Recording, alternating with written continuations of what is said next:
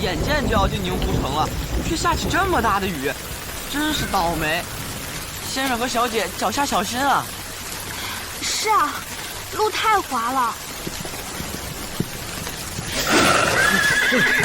啊，怎么回事啊？不用管他，就全当我刚才给你们讲的故事中的怪物出来了。义兄，你别吓我。先生，那您接着讲吧，我就爱听那些稀奇古怪的。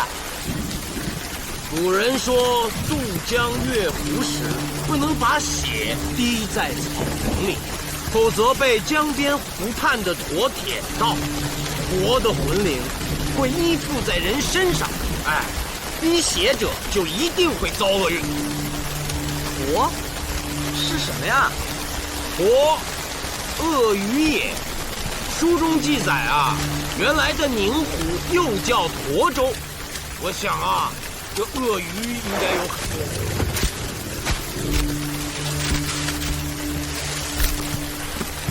义兄，你看前面有座大庙。呵，太好了，我们到庙里避避雨，明日再进城啊。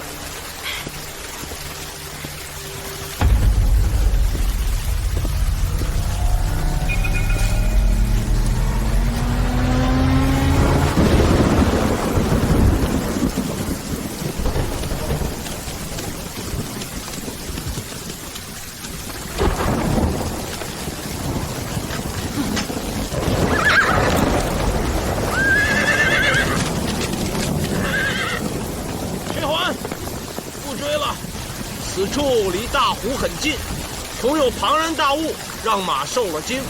明日雨过天晴，咱们自然会回来的。什么庞然大物啊？这我也说不好。可会伤人？进了庙应该就安全了。走。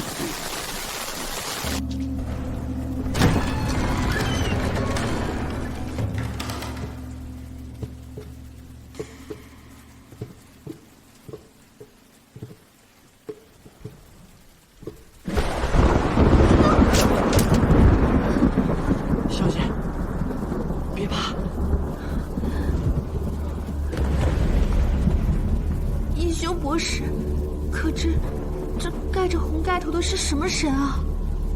哎呀，刚才着急进来避雨，没看这是什么庙。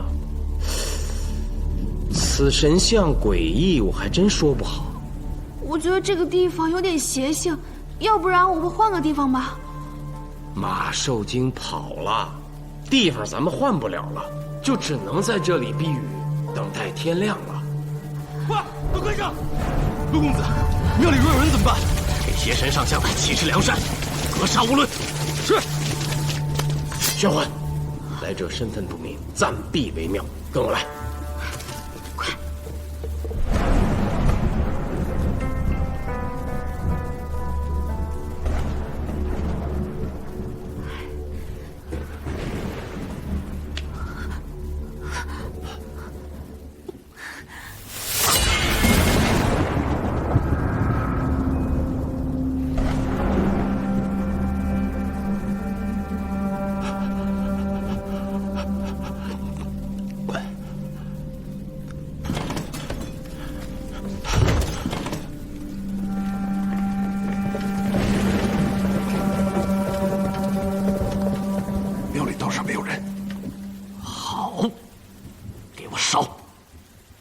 神庙统统烧毁！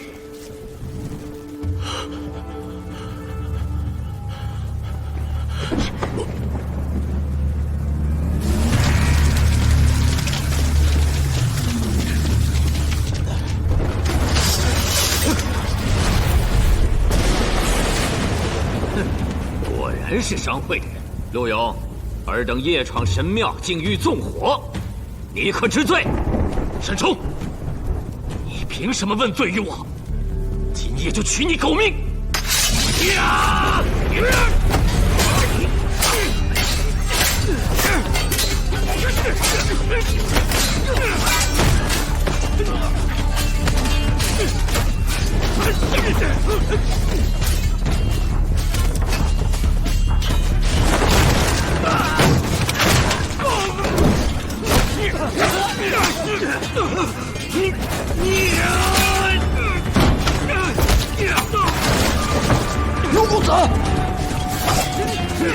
他们人多势众啊！快走！撤！不退！神灵寺，饶命！我知道错了，饶命啊！你呢？托神社无恶不作，这头神庙就该烧。那可就不好办。捆住他们的手脚，扔进大湖，喂驼去。饶命！饶命啊！饶命啊！饶命啊！神灵寺，饶命啊！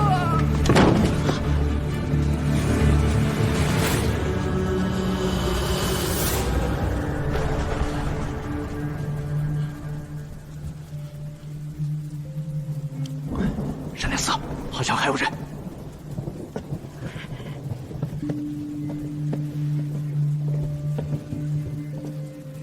必是陆勇同伙，想趁我们走了再烧神庙。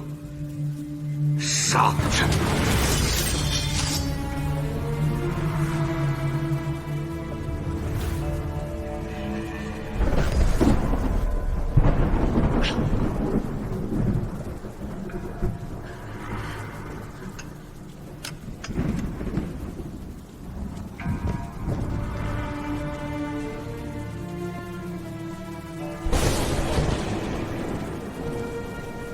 何人饶我安眠？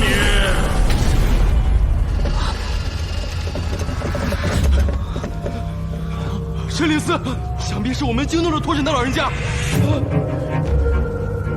这声音，托神在上，我得给你磕头了。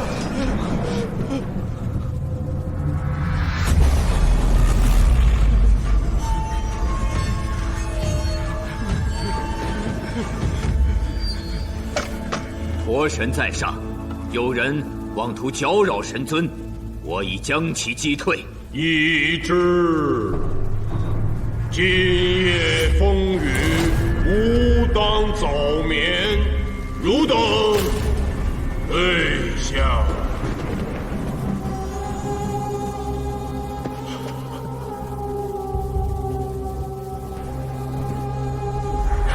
何故迟缓？不敢不敢，托神息怒，神通告退，快撤！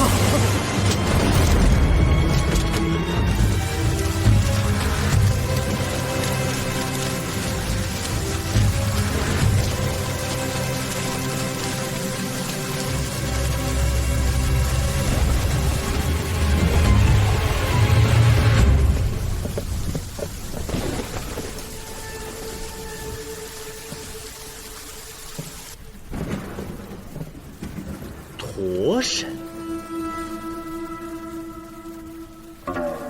那就是鳄鱼神了。怎么还有供这个的？姑娘，你是什么人？你又是什么人？倒是会装神弄鬼。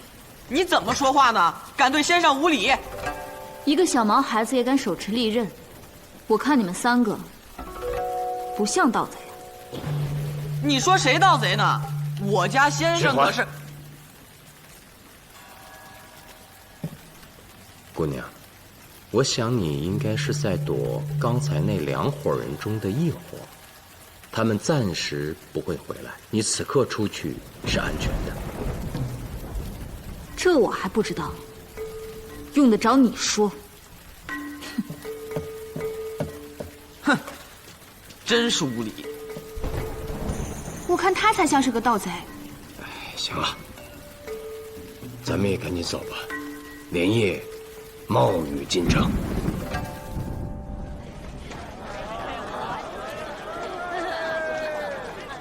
薛环，累了吧？来，我替你背会儿。那怎么行？您是新上任的司马，怎么能让您自己背书呢？有何不可？拿着，啊，快点。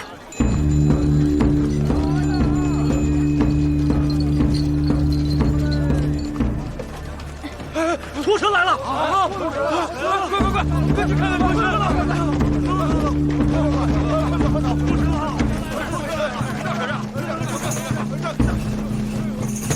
可这是驼神来了！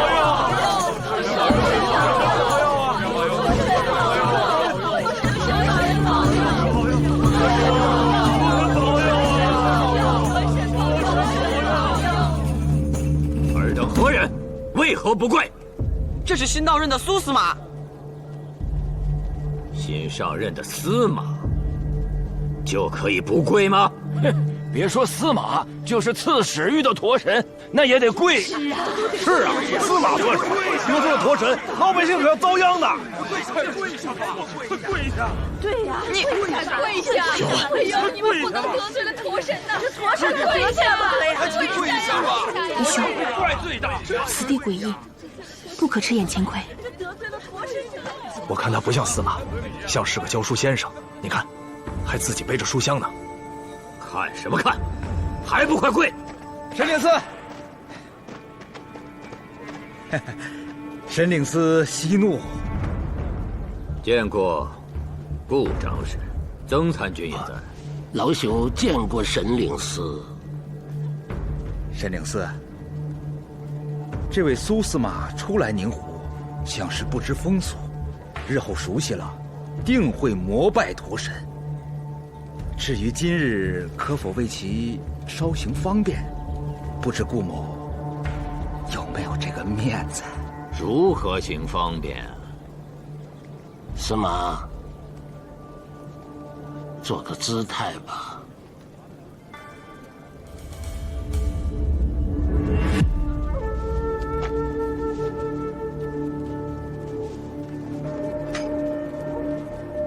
下不为例。走。神令司慢走。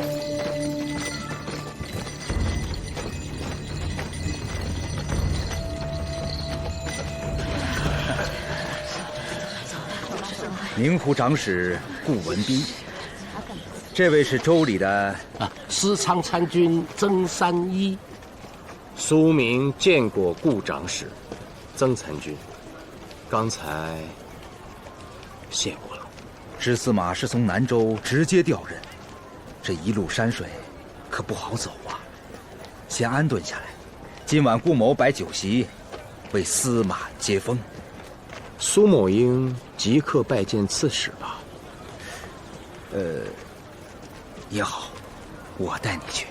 那老朽就告辞了。这驼神社领司沈冲，平日虽霸气了些，但也确实为州里做了不少的事。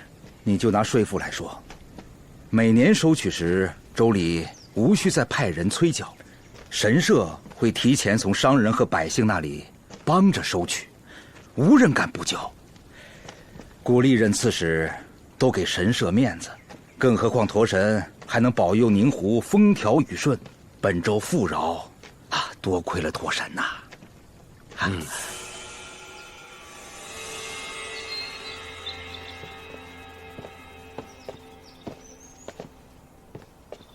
这别墅也是多年前神社所建，赠予州里的，后来就成了历任刺史的休憩之所。请。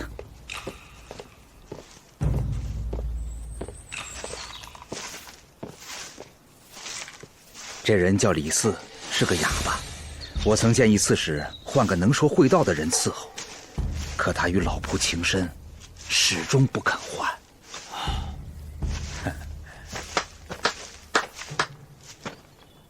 李四，过来过来，我问你，刺史可在啊？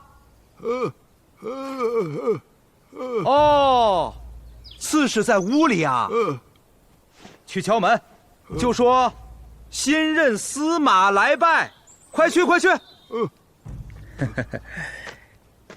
刺史住在这里，就是为了专心处理公事。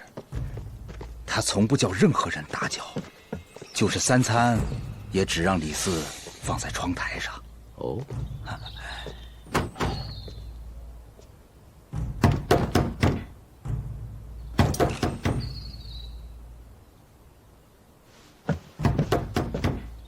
刺史，李刺史，快，把门撞开！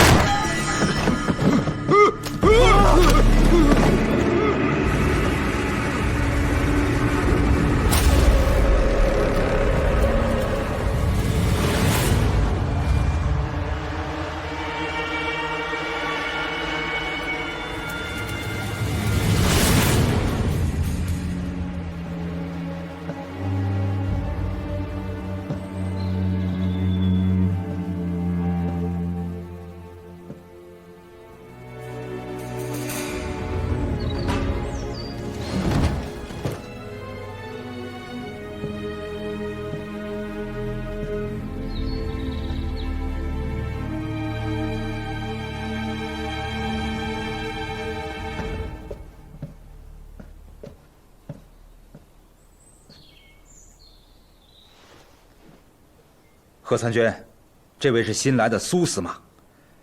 李刺史被害，事关重大，苏司马是断案高手，你可多向他请教。司马今日才到，先回去歇息吧。案情有了进展，自当禀告。哎，贺参军，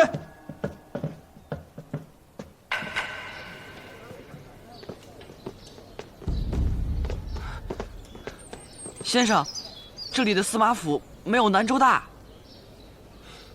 能住就行。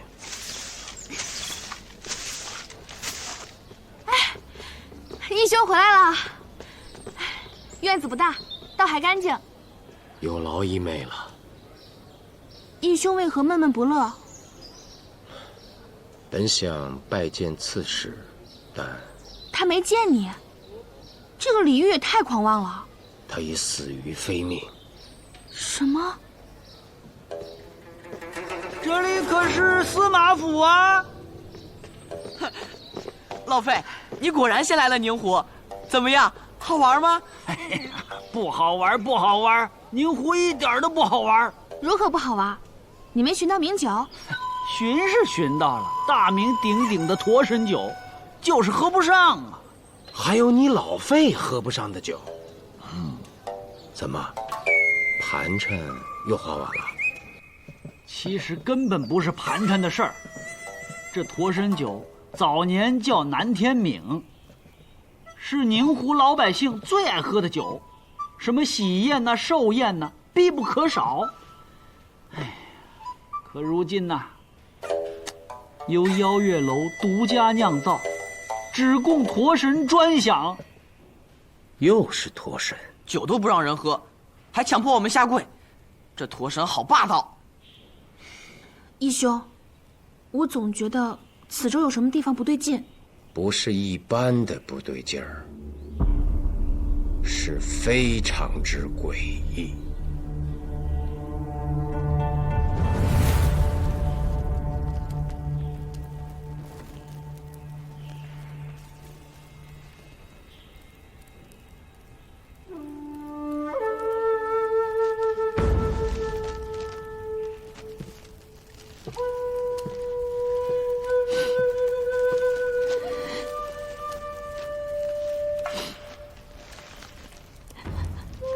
樱桃小姐，你放心，于公于私，我都会全力查这个案子。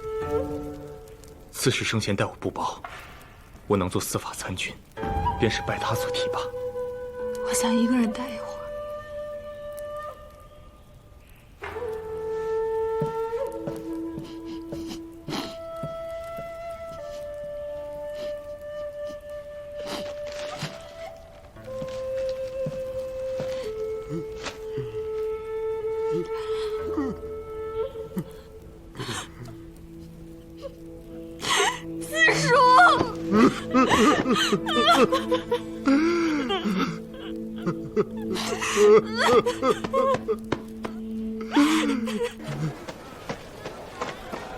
哎，苏明，咱这是去哪儿啊？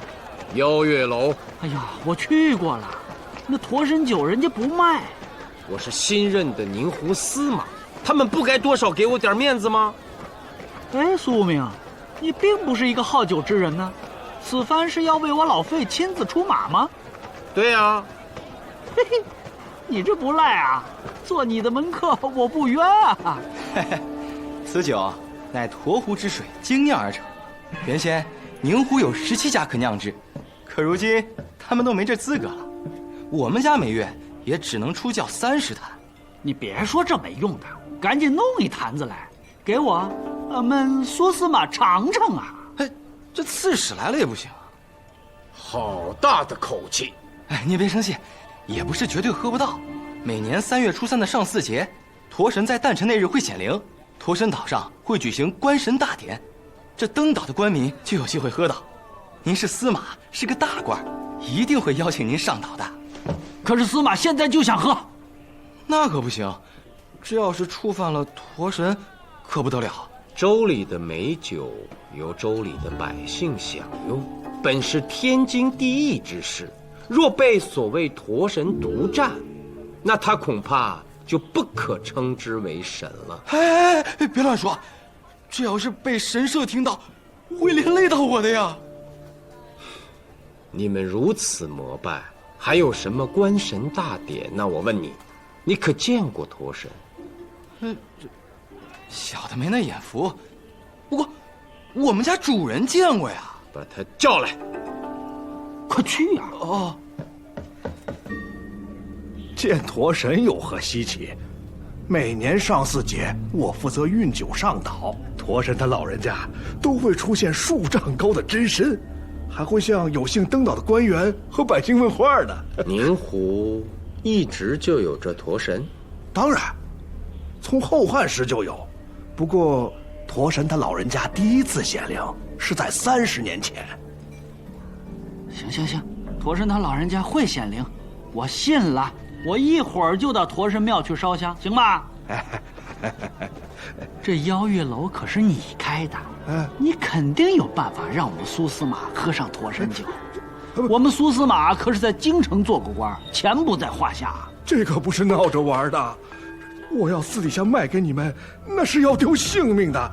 你可是朝廷的命官呐！驼神社如此专横，是可忍孰不可忍。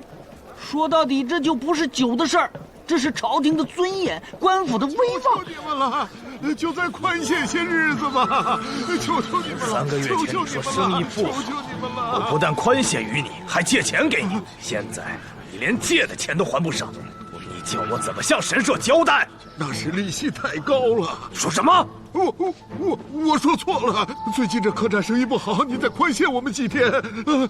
我就是砸锅卖铁，我也一定把欠的钱还上。我看你就是不敬驼神。不要啊！你是谁？不管我是谁，都不能眼睁睁地看着你欺压百姓。你想对抗驼神社吗？嘿，好大的胆子！我告诉你吧，这是新任的宁湖司马，大名鼎鼎的苏无名。新上任的，不知道什么来头。既然是司马求情，那就再宽限他3日。走。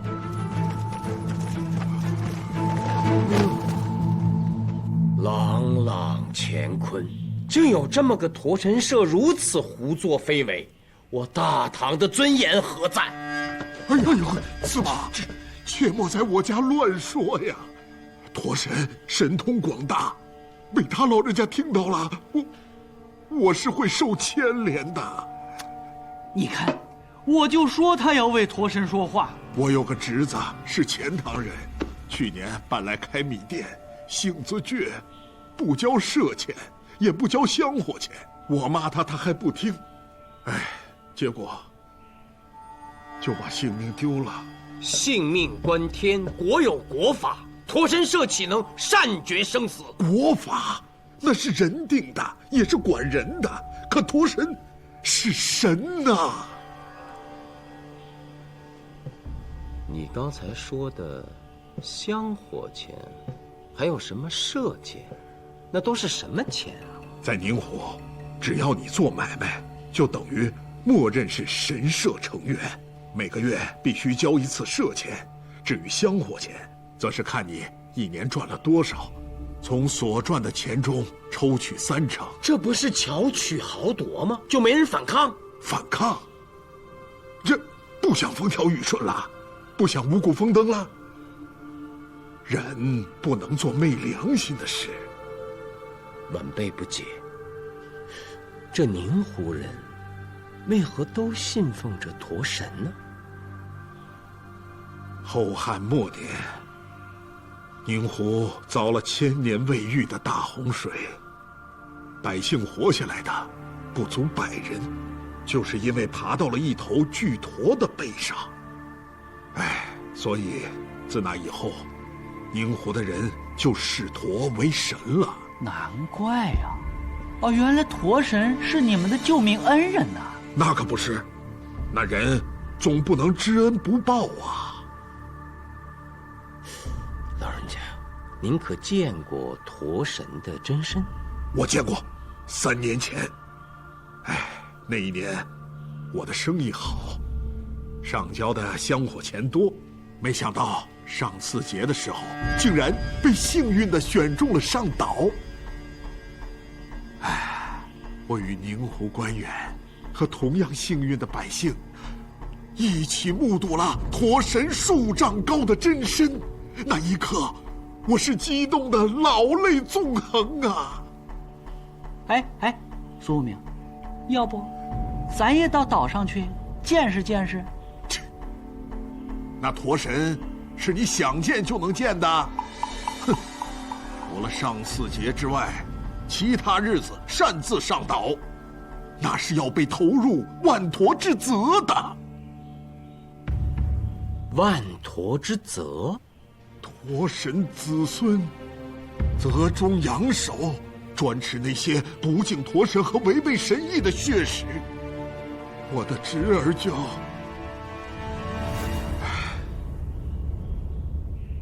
不过，在这宁湖，也有人不敬驼神，比如那商会的陆公子。果然是商会的陆勇，尔等夜闯神庙，境遇纵火，立刻治罪。陆勇？对，就是他，明目张胆的跟驼神作对。哎，我看他的小命也快交代了。拜见长史。陆勇啊，我与你并无交结，你找我何事啊？长史，现在这件事，陆勇也只能拜托您了。这是我偶然所得，长史。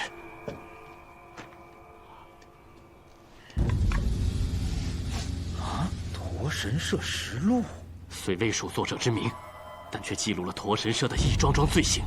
上面所录并非虚妄之词，皆有理有据。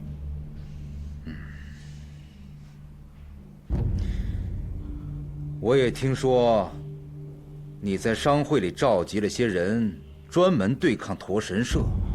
可敬重驼神、拥戴驼神社，是本州多少年的传统啊！顾长史，您好好看看这卷实录，便知有多少恶是以驼神之名去做的。您是本州的父母官，陆勇斗胆请您为民做主。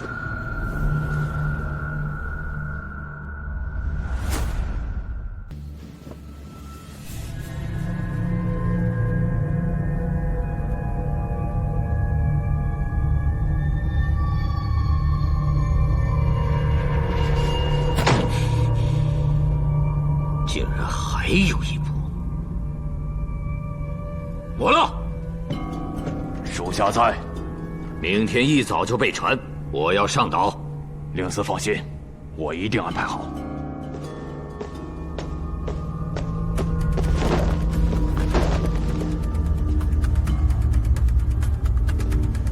沈冲得到了一部驼神社实录，长史顾文斌交与神社的，说是商会陆勇所献。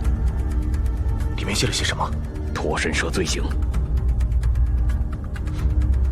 陆勇如何得此实录？这小人就不知道了。沈冲拿着实录移上驼神岛，你马上回去，有什么消息及时通报。是。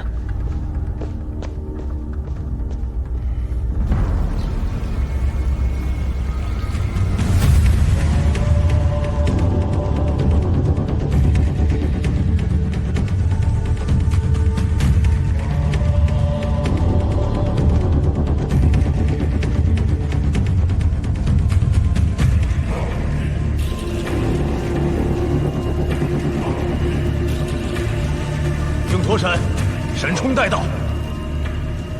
禀驼神，此部驼神社实录为顾文斌所献，说是商会的陆勇转交给他的，属下已经看过，跟上次搜出的那部一模一样，应同出于李煜之手。怕就怕不止这2部。李煜有个女儿，最近到了宁湖，听说还会些刀枪。万一他手上还有驼神社实录被带出宁湖，那可就……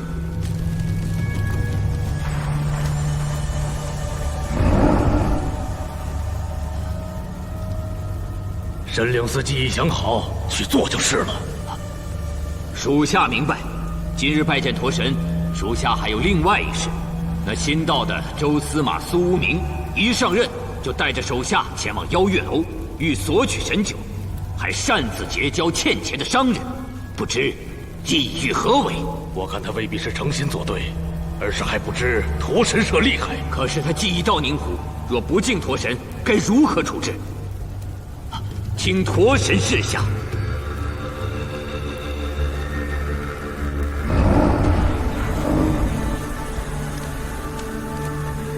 驼神的意思是，那个苏司马不着急收拾。属下明白了。苏无名，鄙人皆弟子也，极善查案，尔等谨慎提防。多谢驼神明示，属下记住了。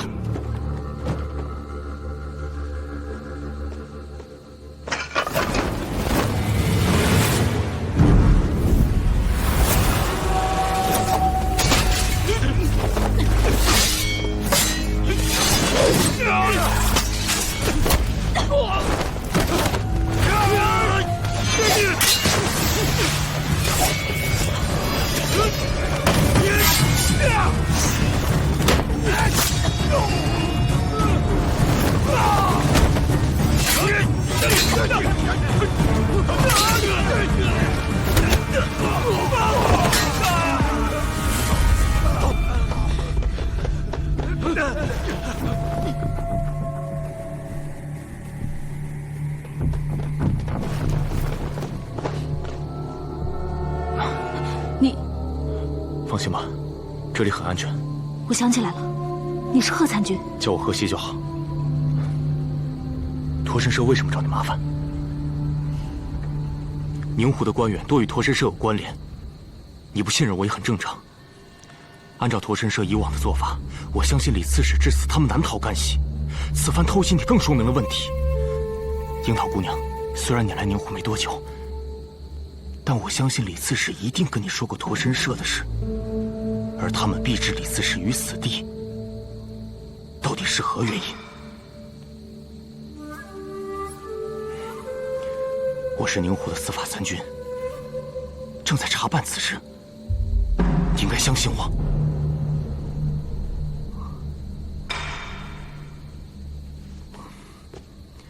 樱桃姑娘不愿说，我也不强求。但经过今夜之事，我劝你暂住此地，休要外出，更不要去给李刺史守灵，太危险了。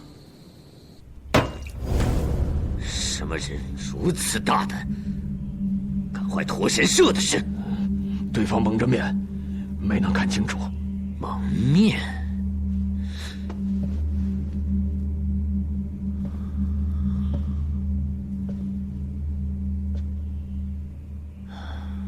不会是我们认识的人吧？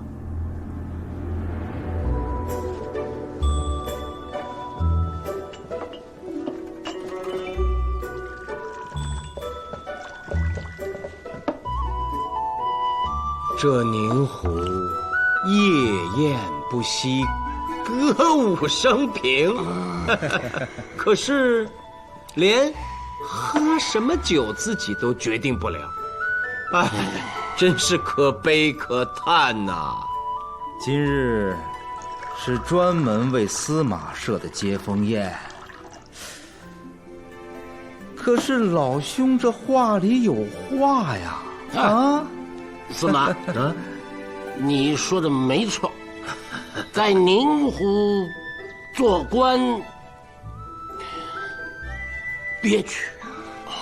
曾老，你醉了？没有，南天闽啊，过去我天天喝，现在变成驼神酒了，我却喝不到了。你说，这官做的还有什么意思？没意思。可是曾老，有驼神社在，你就是7天进宫谢礼仪4事，也什么都不耽误。你还想怎么样？我要天天能喝上驼神酒，我天天理事又如何？哎，我说张氏啊，您跟这个前任的刺史真的敢把州中的要事都交给驼神社办吗？司马出道，有此疑惑很正常。相信再过数月，心中疑虑自会解除。哦，但愿吧。诸位慢饮，我先告辞了。哎，苏司马，你这是要去哪儿啊？我去给李刺史守灵。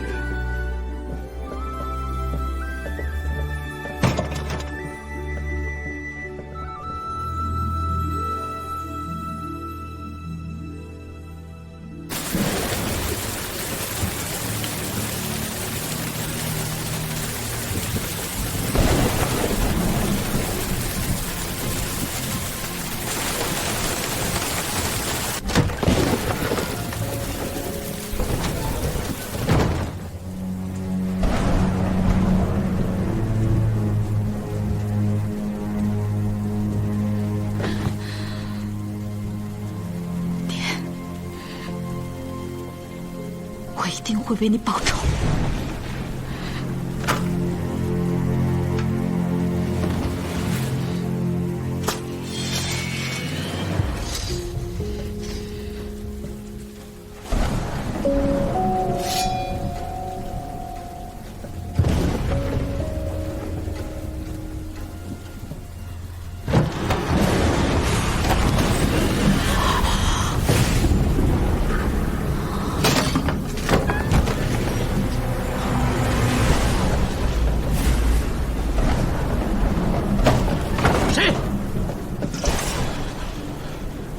何方贼人，敢在这装神弄鬼？出来！我告诉你，我苏明是第一宫弟子。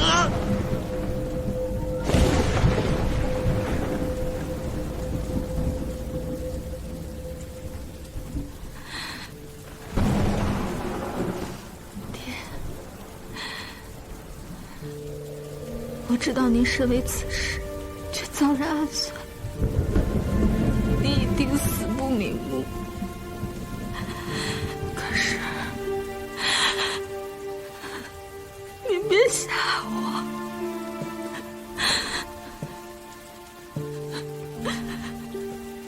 姑娘，你醒了。大胆，你要做什么？这是你的剑，还给你。我是新任宁胡的司马，听闻李刺史生前勤于公事，日夜不辍，苏某深为敬佩，故前来为李刺史守灵。我进门之际，正见姑娘晕倒，没想到你我以这种方式再次相见。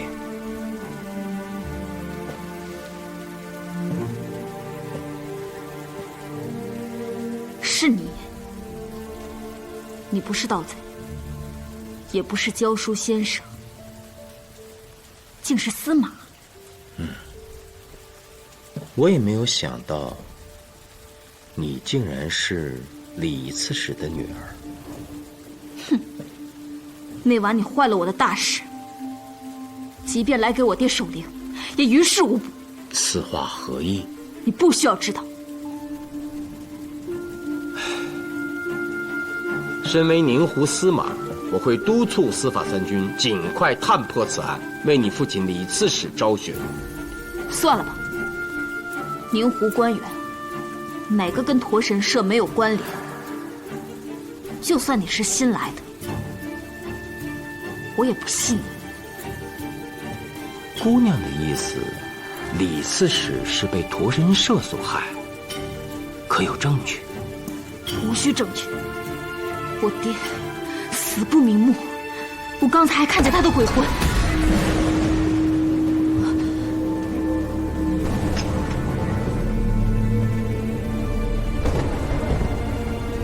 谁在那？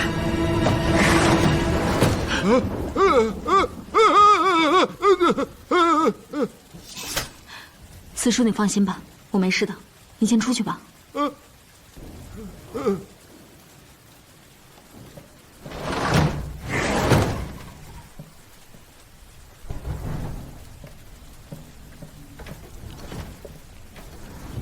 刚才他说，他在给我爹收拾遗物。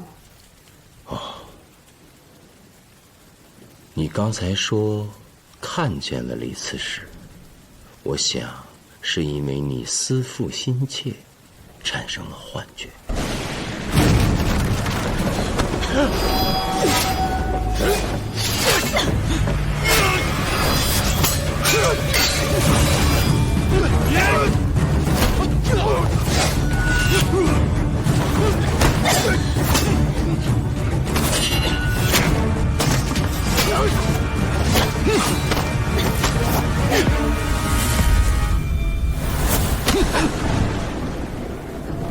把东西交出来！什么东西？驼神摄食录。我不知道你在说什么。你不交，好。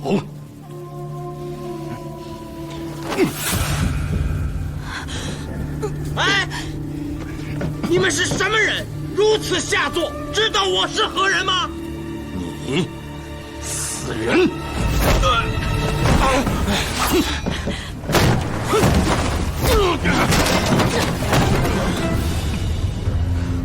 罗凌风。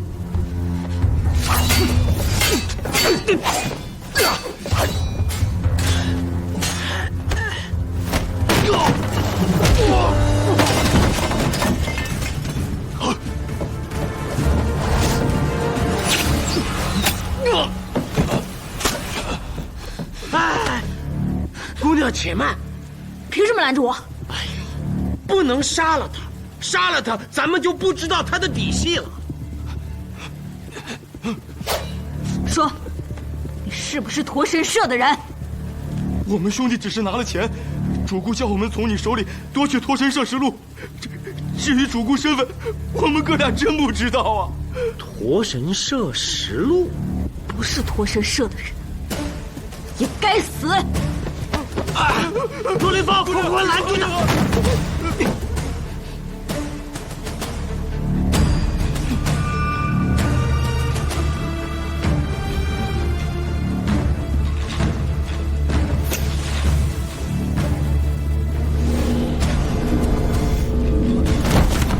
罗凌风，你怎么了？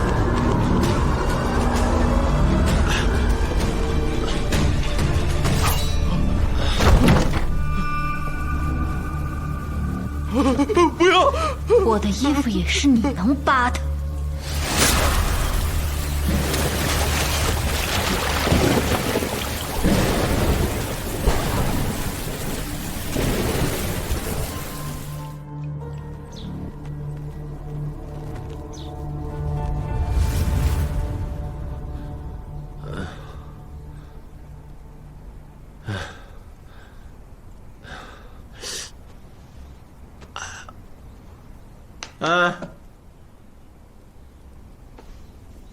罗凌风，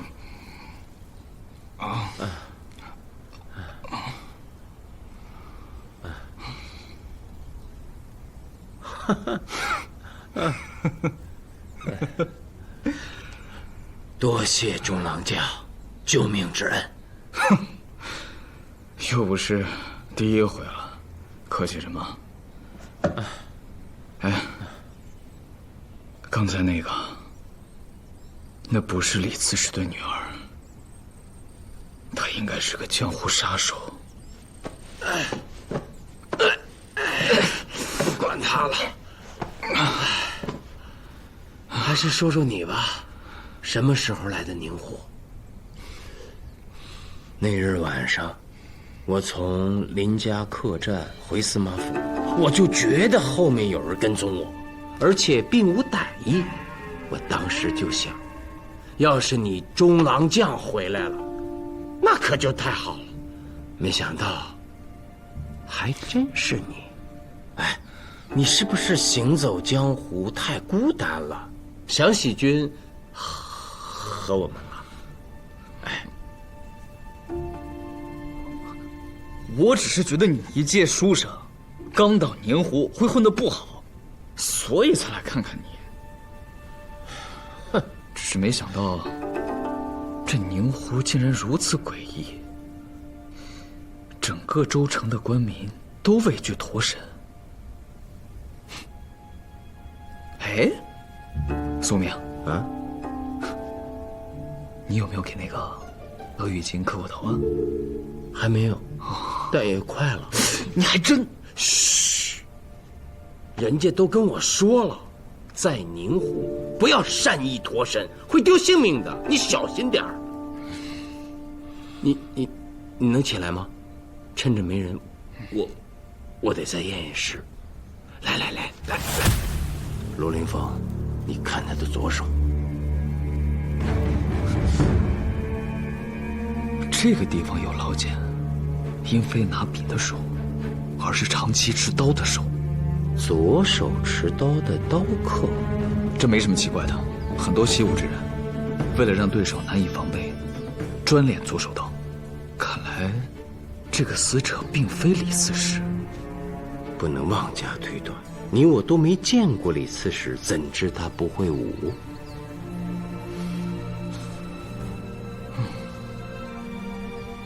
哎，罗凌风，看他的手背，有一块胎记。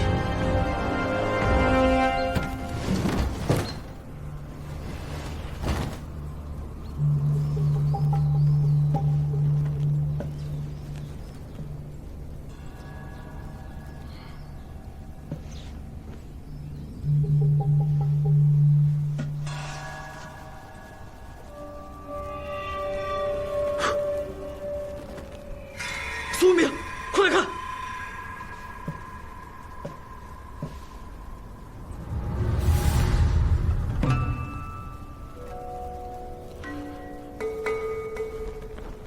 这好像女子妆容所用之物。失手了！你从哪儿雇的两个废物？是令司息怒，这两个人都有一些本领，之前做事都没有出现过差错。李煜之女倒是不难对付，只是没想到那个新来的司马居然也在灵堂啊！苏明，对，他一介书生，你把他一块杀了不就完了？他是一介书生，可他有个手下，颇为厉害啊！还有手下啊？之前怎么没听说过？那两个人呢？一个折在了灵堂，另一个我已经……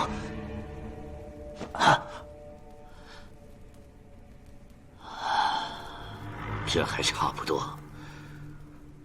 你速速带人去商会把陆勇给我抓来。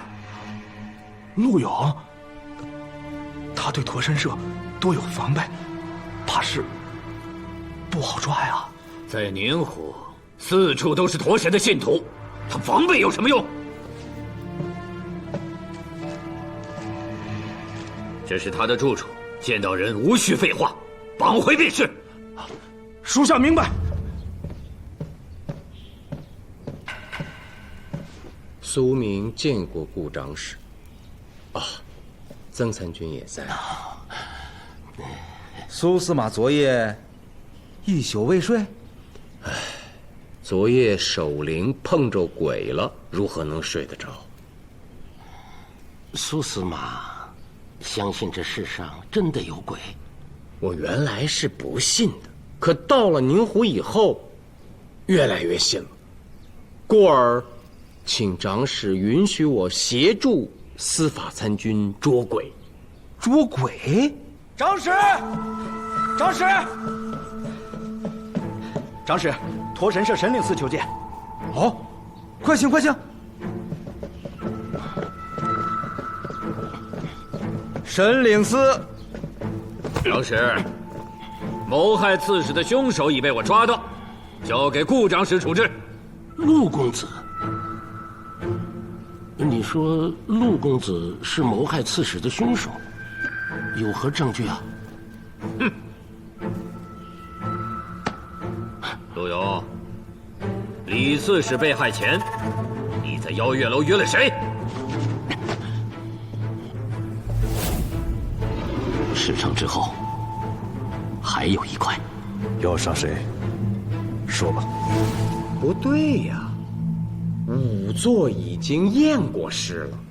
从脖颈的伤口看，李司使就是被巨驼给吞噬了。这怎么又出来刺客了？苏司马，你是信仵作的话，还是信凶犯的自供？李煜狗官，是我派人杀的。今既得手，我无话可说，诉求一死。哼，怎么样？我没有逼他吧？大胆陆勇，竟敢擅杀一州刺史！李煜与驼神社蛇鼠一窝，死有余辜，真是妄为！来人呐，给我打入死牢！是，官兵，我给你的实录何在？难道你也和驼神社是一伙的？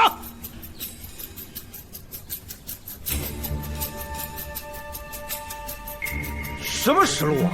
我不知道你在说什么。押下去！顾文斌，枉我信你是朝廷命官，指望你为宁湖百姓做主，没想到你不得好死，你们都不得好死！哎呀，沈领司辛苦辛苦！既然案子告破，那沈领司今日留下来喝2杯吧。我还得带人去征缴赋税，哪有空在此宴饮？告辞。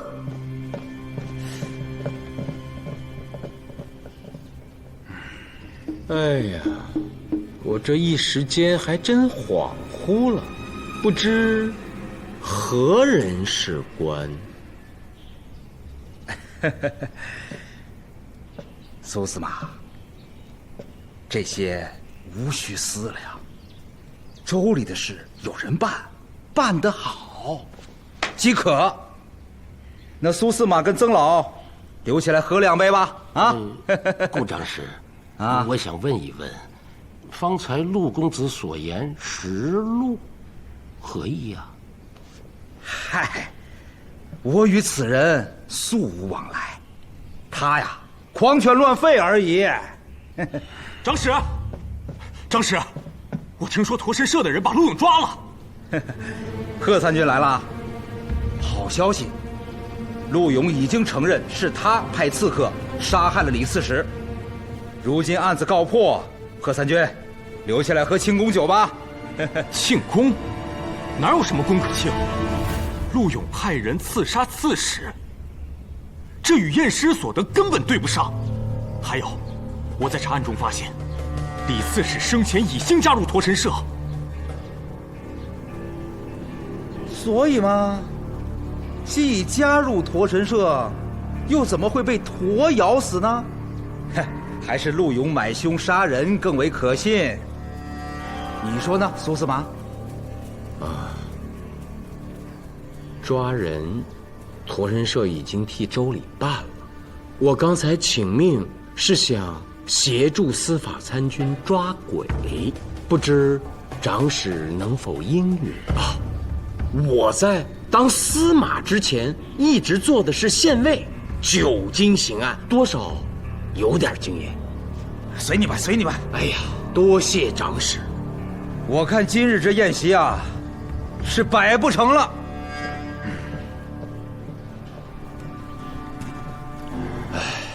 苏司马，你觉得宁湖有鬼吗？曾老觉得呢？老夫认为这个鬼呀，不可信其有，但也不可信其无。曾老高见。请。就是这儿，司马。你下去吧。是。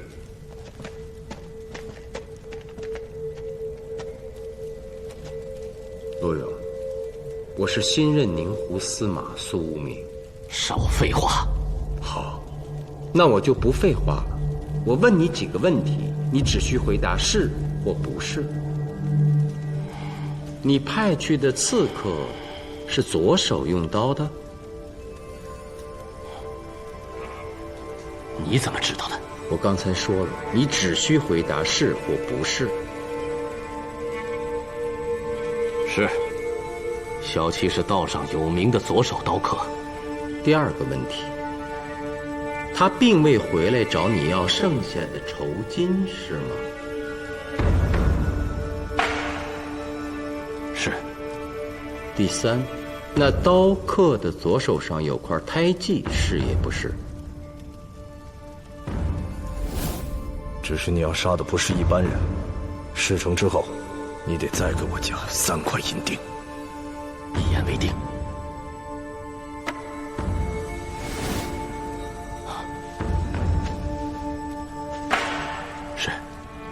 是有胎记，红色的。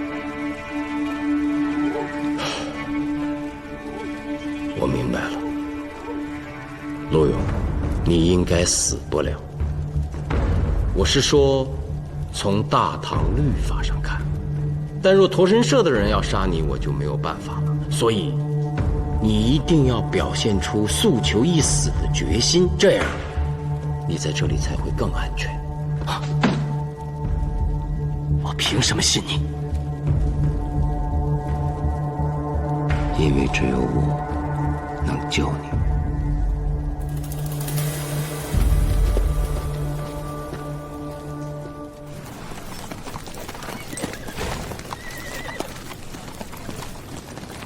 别墅里的无头尸是刺客，我同意。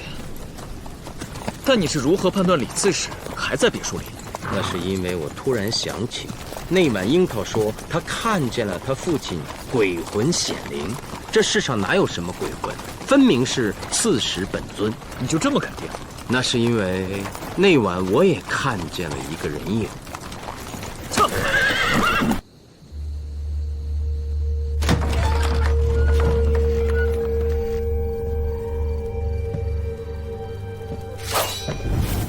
说，刺史在哪儿？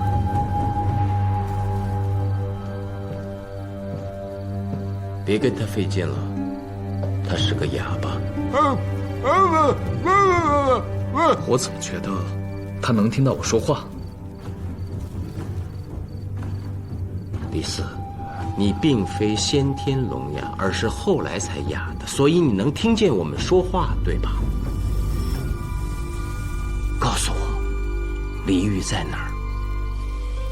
我是新来的司马，与驼神社和想害李刺史的人不是一伙的，你应该相信我。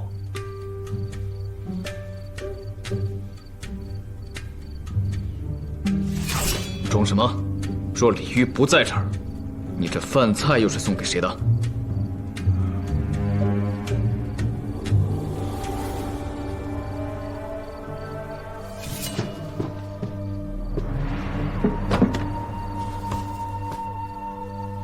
李四，我知道你是忠仆，但你这么做是置刺史的安危于不顾啊！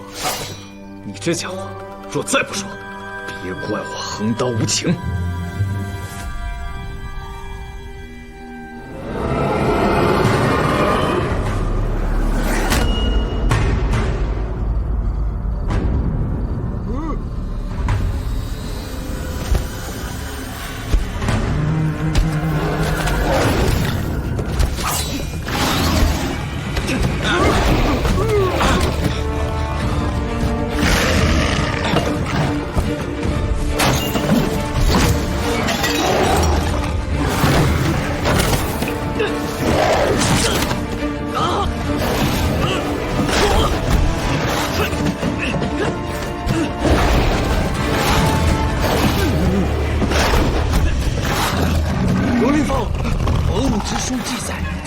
听觉最灵，可用声音乱其判断。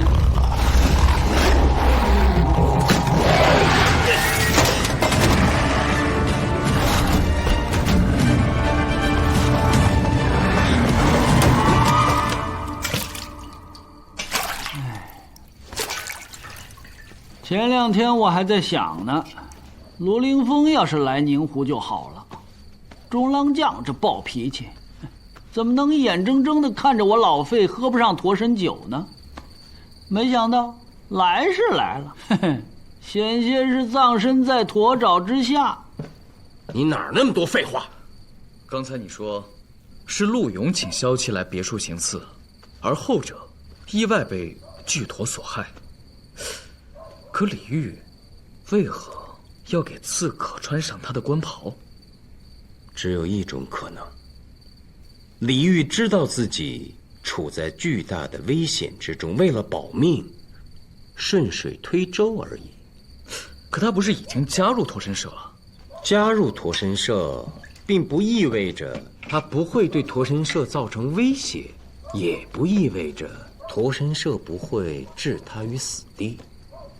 你忘了那2个刺客了？他们逼樱桃交出驼神社实录。你的意思是？我猜测，驼神社实录就是李煜所撰写。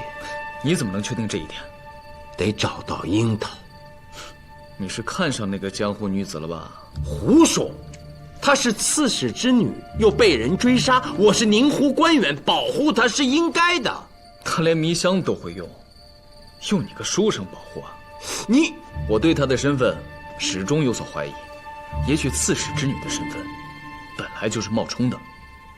如果那样的话，她应该早早的就逃出了宁湖。哎呀，是真的是假冒的，明天不就知道了吗？明天？对呀，州里已经贴出告示了呀，明天要为李刺史下葬。樱桃若是来，她就是李刺史之女；不来，她就不是啊。这倒是个机会。什么机会？哦，见到樱桃的机会。那是对你这个宁湖官员，对我另有天地可为。去哪儿啊？也来多日，早有栖身之所。为何不住在司马府了？对呀，继续做你的私人参军不好吗？那好歹他还管你酒饭呢。虽说苏明有些吝啬吧，我卢林峰岂是为一酒一饭而苟活于世之人？那也得看什么酒什么饭。比如说驼神酒。我看啊，他就是怕见到喜君。这可不是什么英雄气概，懦弱而已。我是为人为己，且日后浪迹江湖，无需累赘。他也用不着跟着我受不该受的苦。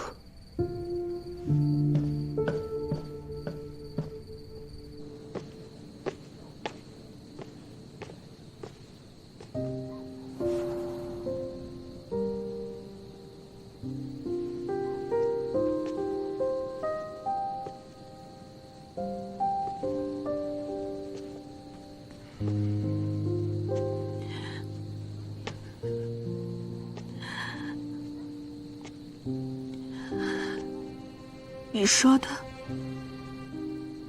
我都听到了。你是为了我，原本没有卢凌风，裴喜君是找不到活在世上的理由的，现在找到了，且君离我而去，是为了我好。我们心系彼此足矣。你走吧，喜君此生绝不再纠缠。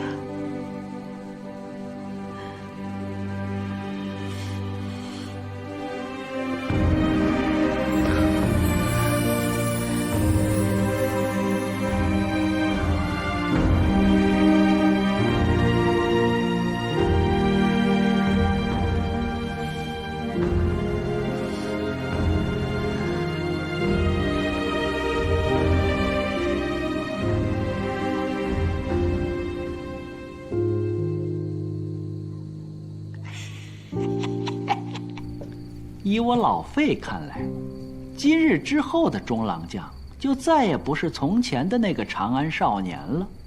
可你却还是从前那个少年废英俊什么意思？偷听人家男女之事，岂不是小孩子才会干的？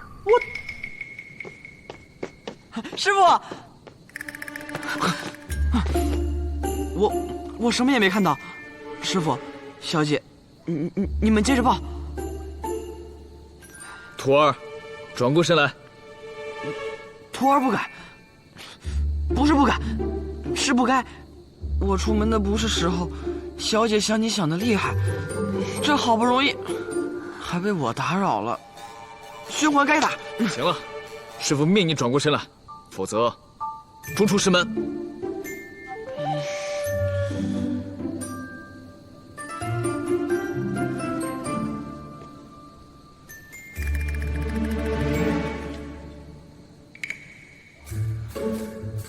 薛欢，为师不走了。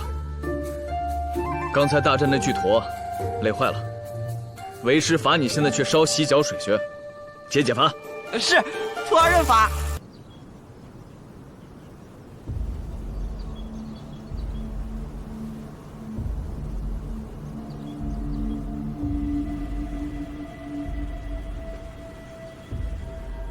刺史的女儿，那个叫樱桃的何在啊？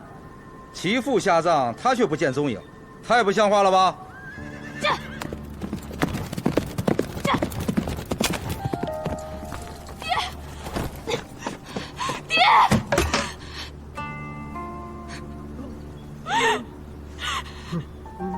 你死得好惨，官府无能，竟不敢击凶。但女儿一定会为你报仇雪恨。樱桃姑娘，人死不能复生，节哀吧。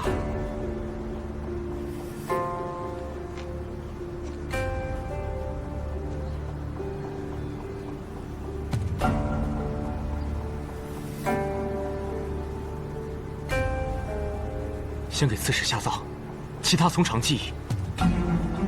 既然孝女已到，那就下葬吧。不可下葬。苏敏，不要阻拦我爹下葬。棺材里的无头尸，根本就不是李刺史。你胡说！司马，这话可不能随便说呀。对呀，苏兄，谨言慎行为好啊。请顾长史下令开棺。司马，你疯了！此事关乎宁胡声誉。我看谁敢开棺。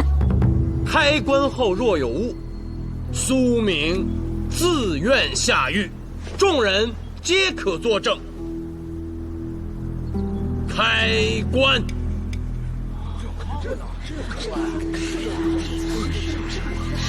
开棺呐！会这话。开棺。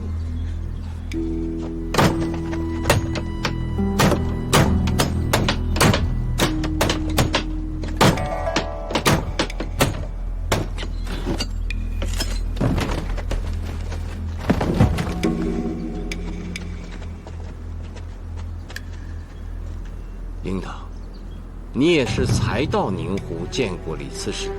我问你，在无头的情况下，你能有十足的把握辨别出这是不是你父亲？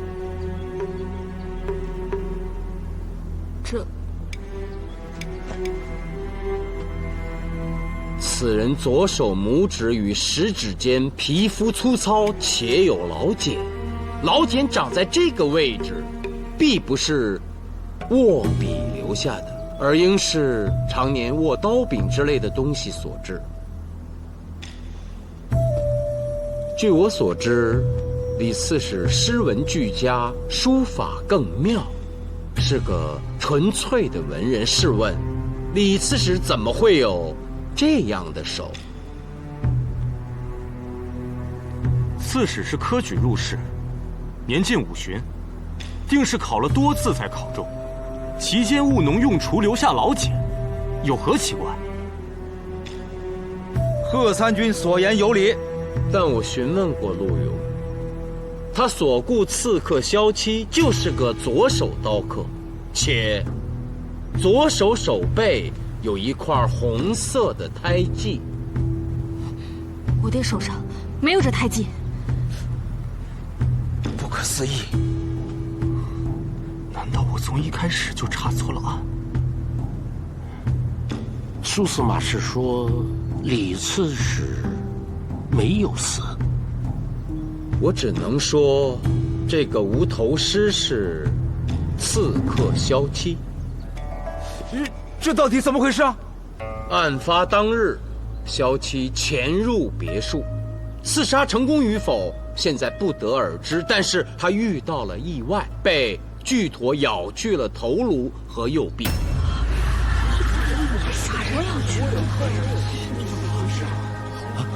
可请李四辨尸啊！李四，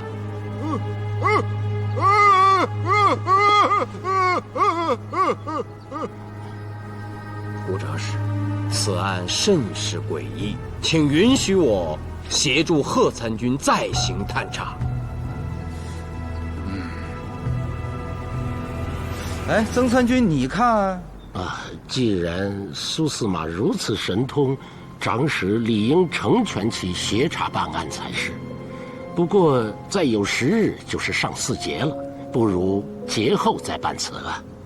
这几日先把精力放在观神大典的准备上。啊，当然，这只是老朽治世前的一家之言。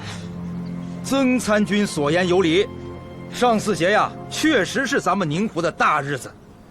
不过刺史这生死未卜，他也不能。苏明初到宁湖，准备什么观神大典，确实帮不上忙。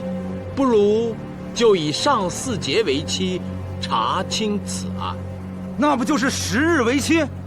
苏司马，到时若查不清，这宁湖大狱可等着司马。为何要下狱？苏司马开棺无误啊！有误不能听你的。刺史案官涉重大，若查不清，必须有人承担责任。再者，是苏司马自己说的10日为期，我可没逼谁。那就依顾长史所言。好。还有贺熙，此案到时若查不清，你也逃不了干系。哼！出这种事儿，真是太可怕了。好了，苏司马，10日的时间你也敢答应？每个地方都会有动人的传说，宁湖处于湖泽地带，可谓驼之故园。百姓依托传说信驼神并不奇怪，奇怪的是有人利用驼神之名巧取豪夺，荼毒百姓。更有甚者，居然有诸多官吏与之暗通。这宁湖还是大唐的宁湖吗？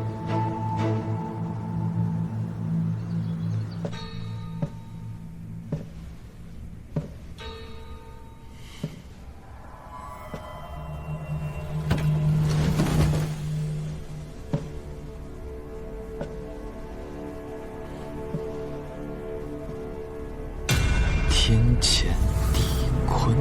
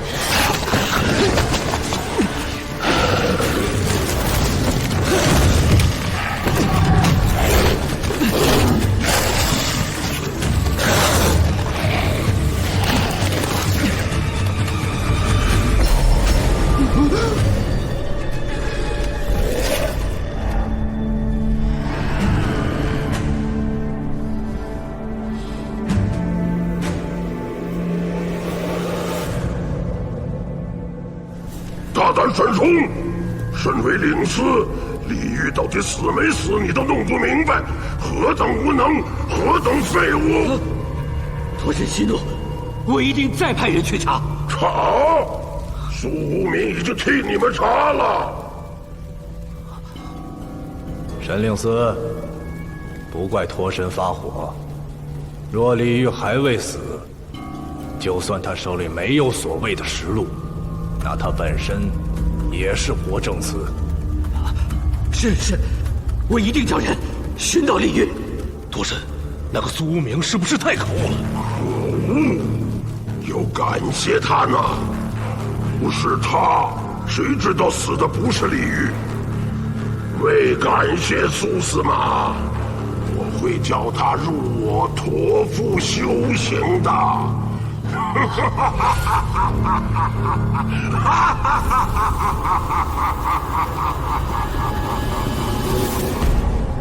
樱桃，我希望你能如实回答，到宁湖之前你在哪儿？这跟本案有关系吗？还是我来问吧。李樱桃，你叫谁？我是说，我习惯别人直接叫我樱桃。哦，樱桃，你飞镖使得不错，上次一下就戳到那歹人了。这不是什么飞镖，这是袖剑。那岂不是更厉害？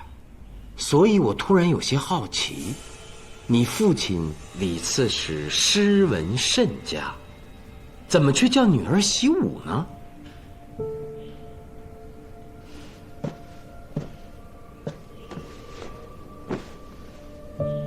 你若是不愿意回答，那我们就从驼神社实录说起吧。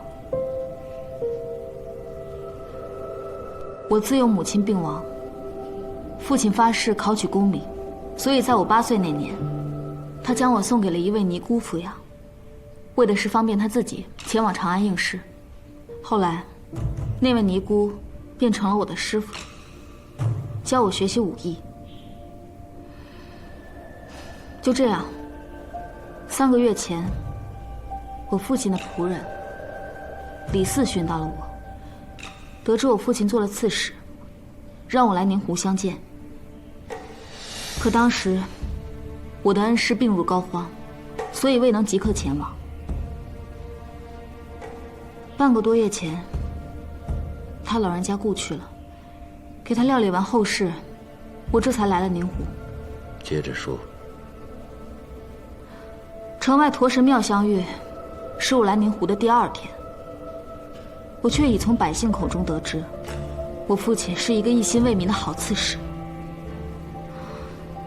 不过，却受制于驼神社。李刺史加入驼神社这件事，属实。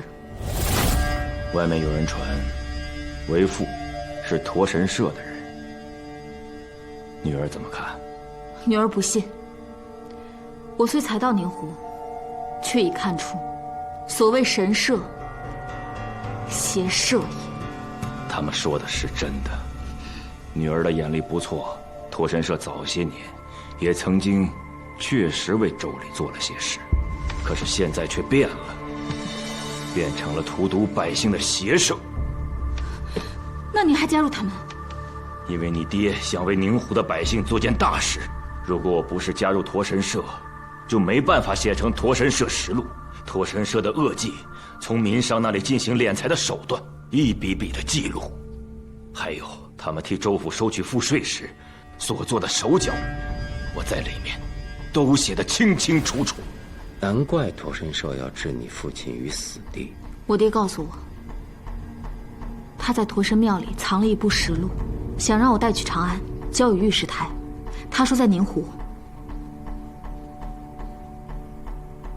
没有能信任的人。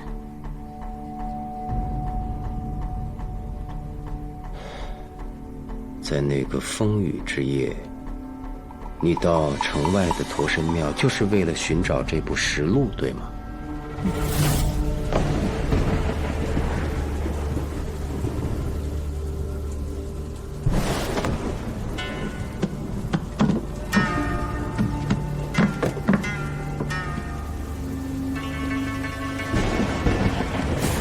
那晚，陆永玉火烧驼神庙，却被沈冲带人击破。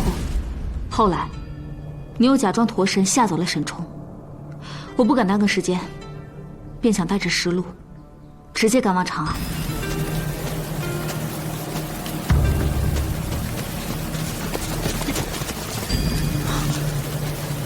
什么人？半夜潜行，定是陆永同伙。抓人！是。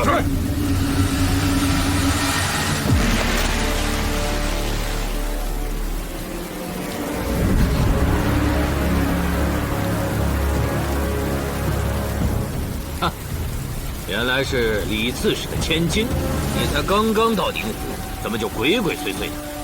怕是要做什么见不得人的事吧？拿下！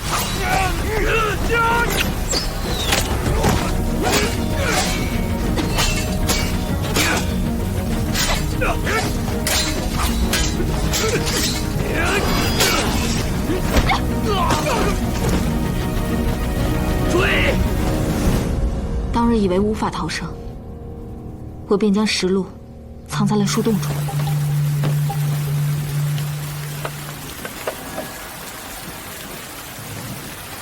可我第二日返回去寻，却发现树洞里空无一物。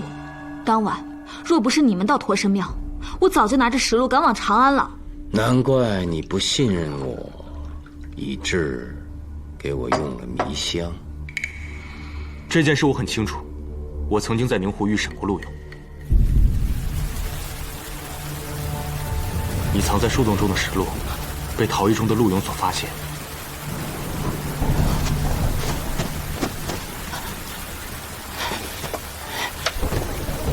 他书生义气，献给了顾文斌，没想到后者竟交给了驼神社。难道顾长史也是驼神社的人？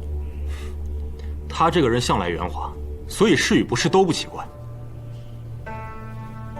樱桃，这驼神社实录到底有几份啊？我爹只告知我，驼神庙里有一份。所以当务之急是找到李刺史，不管是活的还是死的。哎呀，这李刺史在宁湖还有家眷吗？在樱桃来宁湖之前，李刺史孤身一人，未特意见到刺史府，只住在宫县后院。樱桃，你父亲有没有红颜知己啊？苏司马，你何意？我父亲益州刺史，岂是混迹烟花柳巷之辈？那你可有上妆的习惯？你说呢？看来是没有。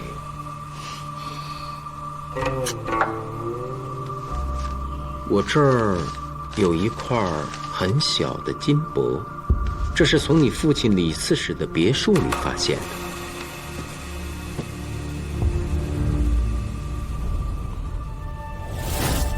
这是长安最流行的，在花店上所贴的金箔，义兄怎么会有？你确定？确定啊，在长安的时候我就常点呢。这是长安最流行的，而你是习武之人，又无上妆的习惯，所以我怀疑你父亲遇难前，别墅来过一个长安女子。绝无这种可能。好吧，在找到李刺史之前，这一切都只是猜测。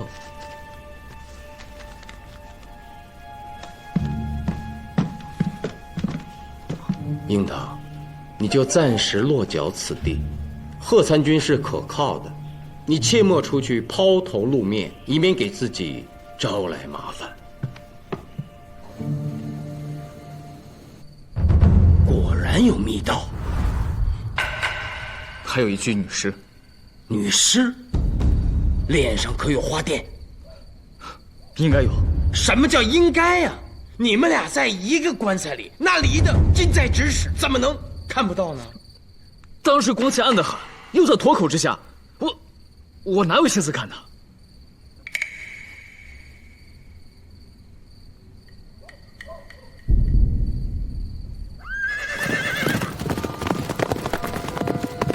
撤！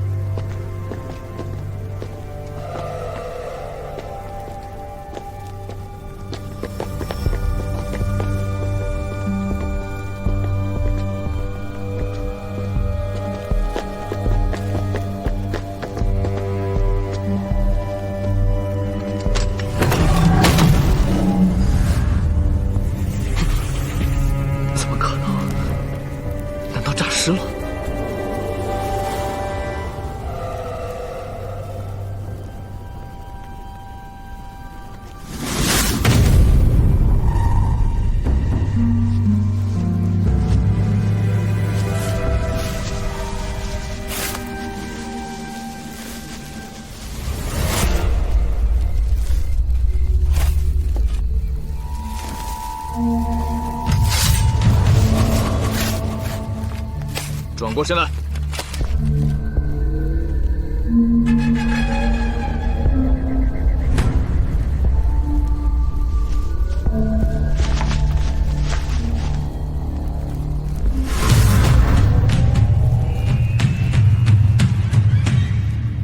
本人李四，在别墅养了巨驼，让他咬死刺史李煜，只为占有长安来的女子。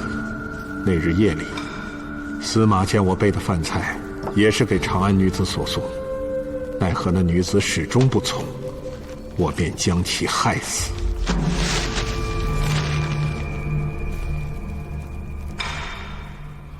李煜尸体何在？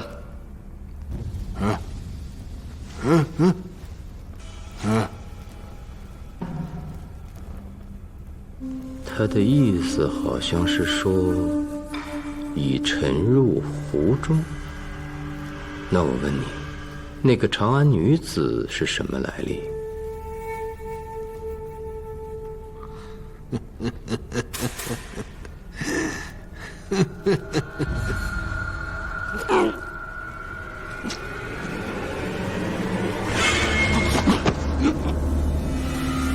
咬舌自尽了。这李四等于把所有罪责都认了下来。欲盖弥彰，李煜一定还活着。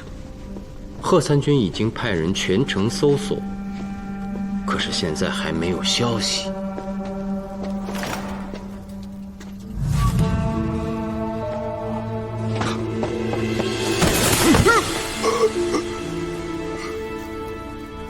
你这老头，是想在牢里待一辈子吗？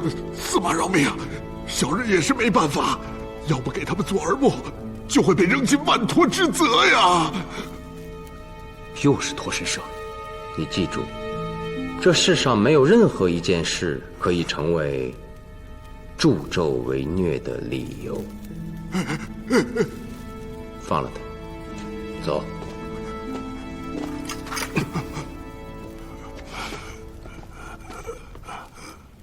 让我辨尸，何人之尸？应是一个长安女子。笑话！我已经说了，我不认识什么长安女子，我爹更不可能认识。我不去。所以我就将尸体抬到这儿了。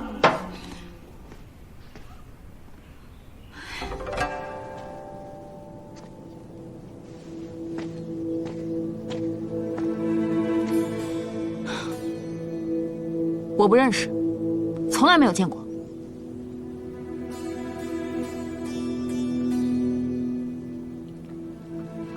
李四说，你父亲和这个长安女子都是他杀的，而他已咬舌自尽。你说什么？我四叔他疑似。四叔，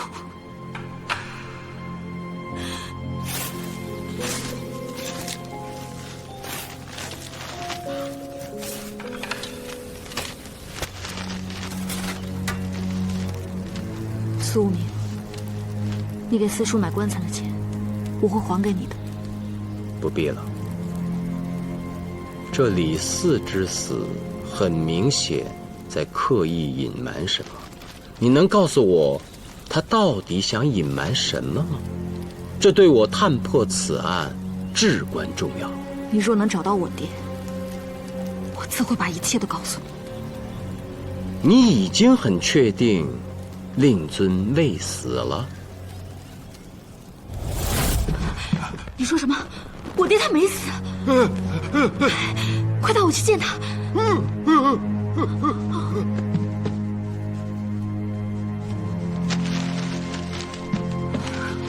他已到安全的地方，他说要留在宁湖，让你不要找他，赶紧离开这里。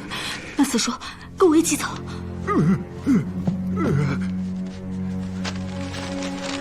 不行，我还有事要办，不能给主人留下任何麻烦。你多说一句话，对我来说就是多了一条线索。你不想让我探破此案吗，李樱桃？别再叫我李樱桃。探案缉凶，是你们当官的事，与我何干？除非有我爹的消息，不然别再来找我。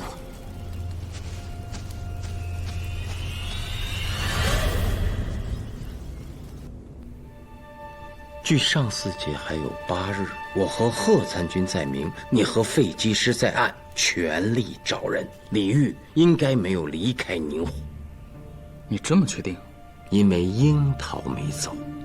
你还信他？又没有其他线索，不信他怎么办？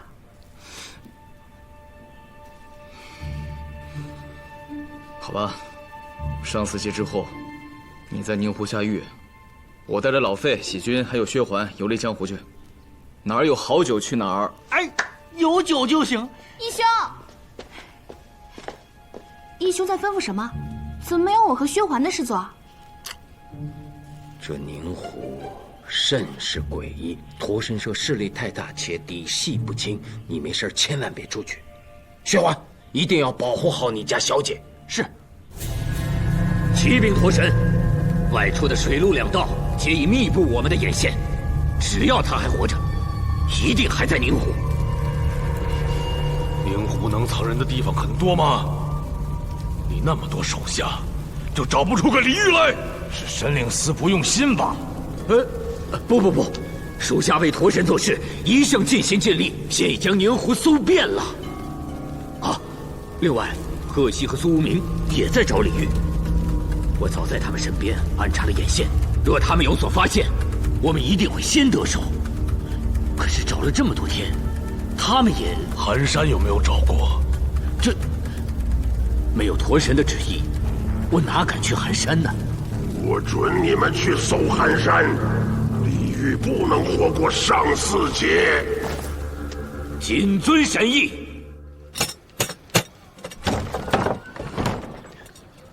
曾老，贺参军，我知你近日辛劳，特地来看你了。曾老，里边请。我就要致仕，你知道了吧？听说了，曾老为州里操劳多年，晚辈真是不舍呀。本想邀请李刺史参加我的致仕宴，可李刺史死了。不对，不是死了啊，是丢了，找不到了。你说，偌大个宁湖，竟然找不到刺史了？是啊，我也在想，他不会离开宁湖了吧？应该是走了，不然刺史难道和流浪汉、乞丐一起混到寒山去吗？寒山？我怎么没想到呀？记得曾老做寒山司时，曾经一天就在寒山抓出过3个人命犯。是啊，那个地方确实乱，却又是驼神社所辖重地。李刺史应该不会去那里。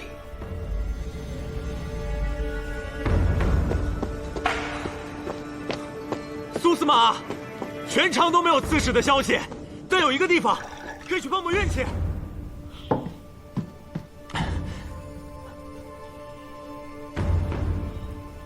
司马，他是何人啊？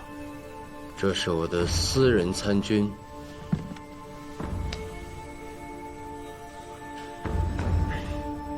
你刚才在院里喊，到什么地方碰碰运气？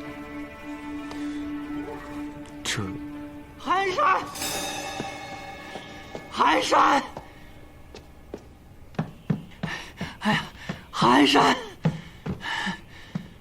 犹如长安之鬼市，宁湖最好的藏身之所。上巳节之前，连续3天会有寒山宴，今天是第1天，你们猜怎么着？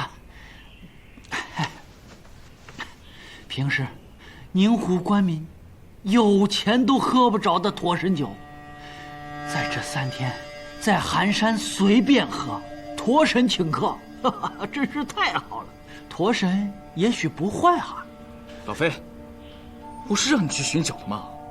哎呀，那李刺史万一也是爱酒之人，他肯定也会去啊。贺参军刚才要说的地方，可是寒山？正是。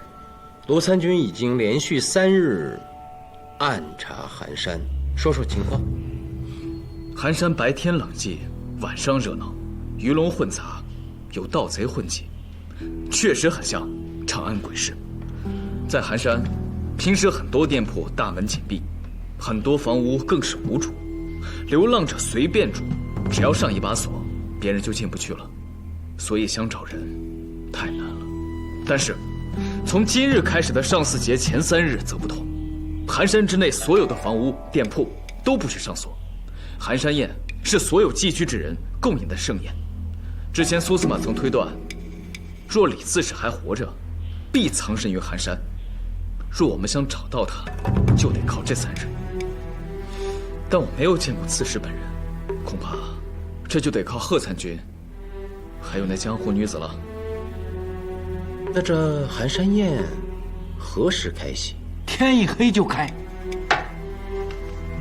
那就有劳贺参军带上樱桃，今夜我们一起共赴寒山宴。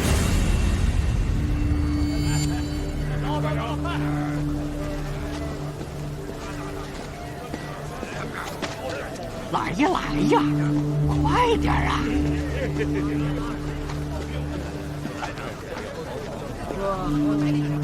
还真像长安的鬼市，我喜欢。贺信，你怎么不早带我们来啊？住在寒山的熊仆者，在这里无需花1文钱。是谁大发善心建了这寒山啊？哦，是驼神社。驼神社，我们这次来是受驼神恩惠的，说话都小心点啊！我平时不爱喝酒，所以这日子记不住。要不是曾老今日提醒，我还想不起来为期3天的寒山宴到了。曾老快致仕了，往后这宁虎……是啊，他也不放心，所以才特意去找我商量。回头再跟您说吧。好。到底什么是寒山宴？每年上巳节前3天，驼神会在寒山人善馆设宴，与受他庇佑的人同乐。哦，对了，有时还会当场撒钱财。哦，所以今夜这里最是热闹。让开，让开，让！撒钱给穷人，驼神社有这么好心吗？你们什么人？私谤驼神社，没有神社庇护，我们这些人怎么会有住的地方？哎呀，都告诉你了，说话小心点。我们可不敢私谤驼神社，我们此番前来，就是给驼神他老人家上香火的。是，这还差不多。哼。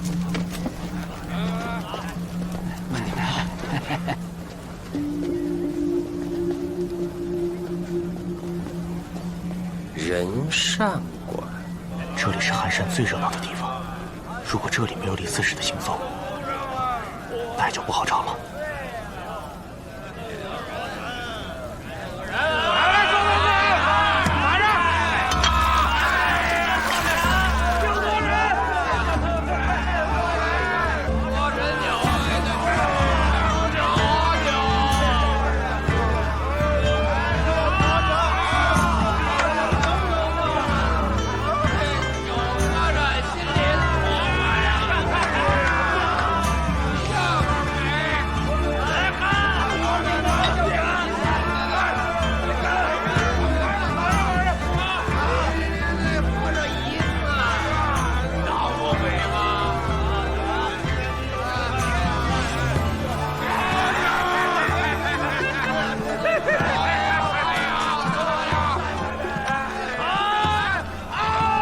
没有人招待客人，这里没有伙计吗？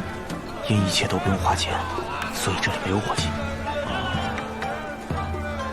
驼神酒来了！哎呀，驼神酒，这是真的是假的？当然是真的。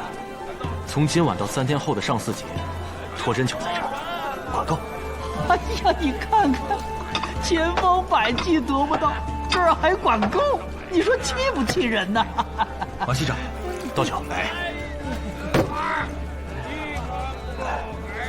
这里呢，是驼神脱胎换骨之前的居所呀，所以啊，只要急入寒山，就能免去一切赋税。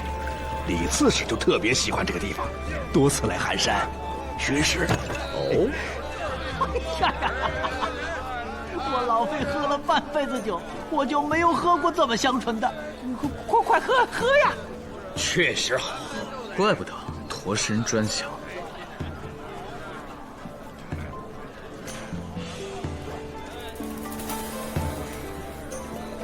喝够了没？我们是干什么来的？哦，对，少喝点啊！我们主要是来找人的啊。这找人也得喝完呢，这是驼神酒啊，这是。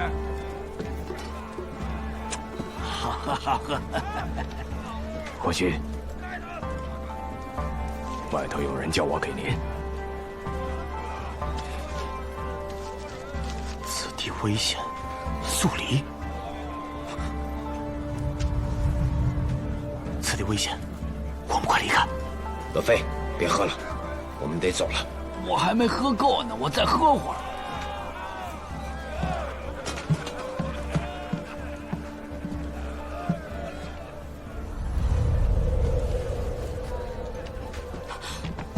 不会是李刺史吧？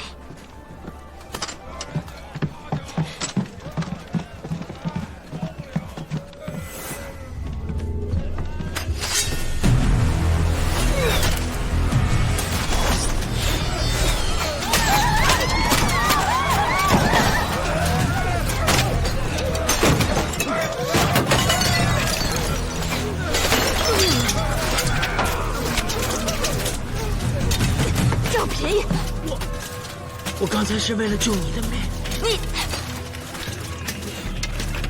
你受伤了？没有啊，应该是刚才被剑擦伤了，无妨。哎，刚才那个真的是你爹李刺史？绝对是他！我要去找我爹。哎，不能出去！哎，都别出去！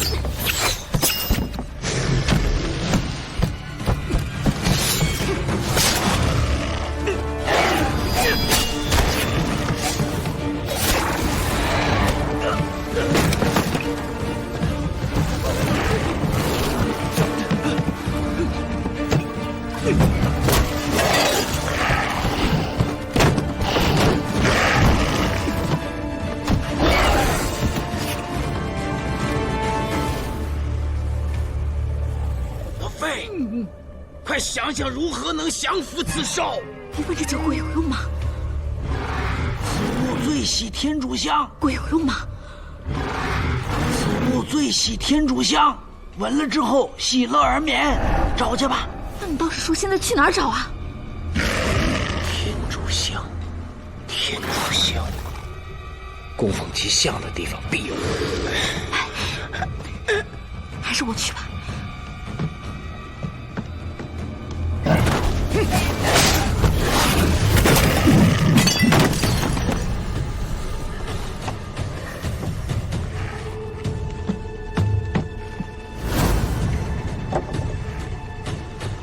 没错，就是此物。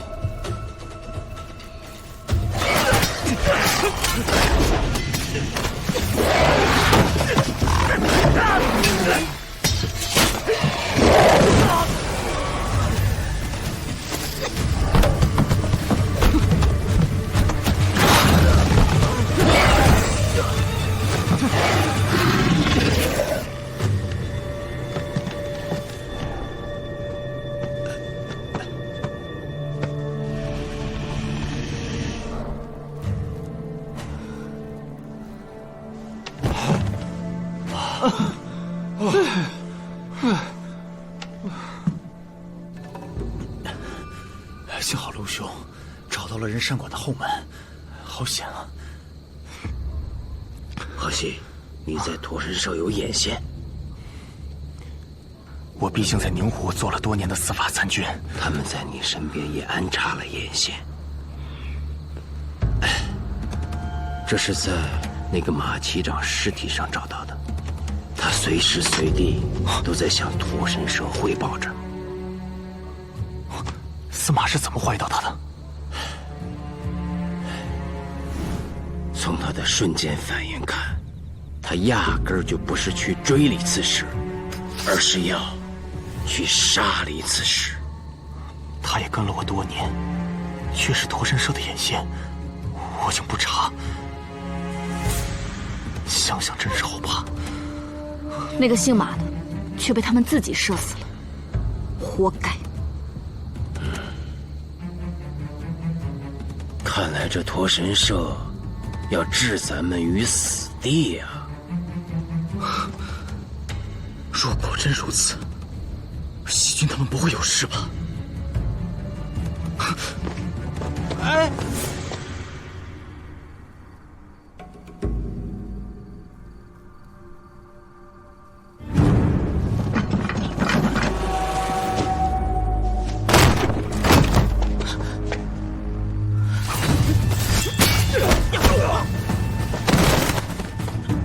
小姐。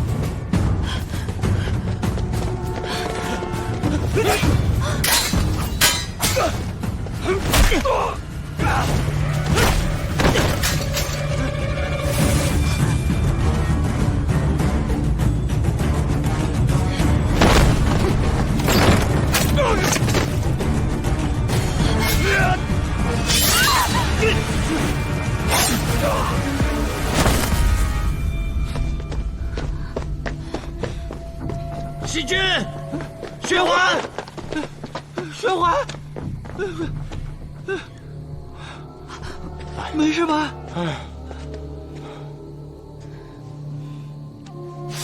多谢侠女相救。他是不是在城外驼神庙那个？是你啊？她叫樱桃，是李刺史之女，没想到吧？义兄啊，周良将，可否借一步说话？贺参军，你说，你可要好好保护这位樱桃姑娘。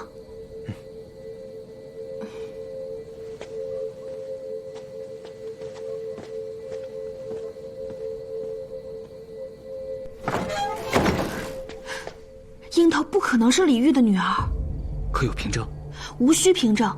3年前在长安时，我曾见过李煜一面，30出头而已，怎么会有樱桃这样大的女儿？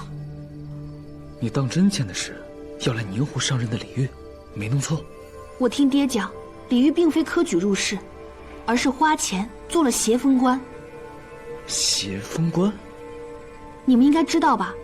前皇时期为数人当道，出现了所谓的协风官，只要花钱就可以得到官职，造就了一批碌碌无为甚至贪恶的官员。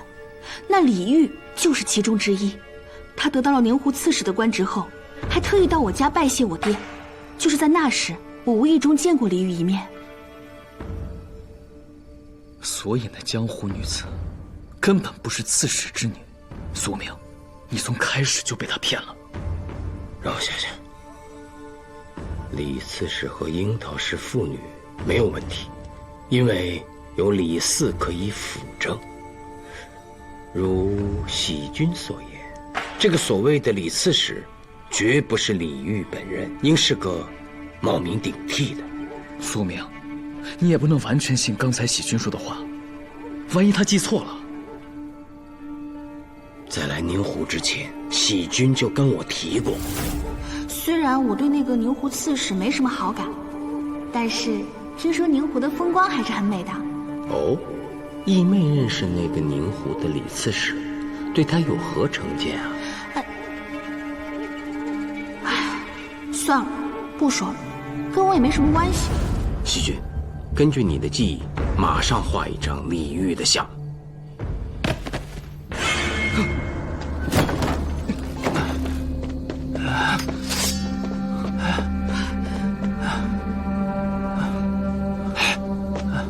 阿飞，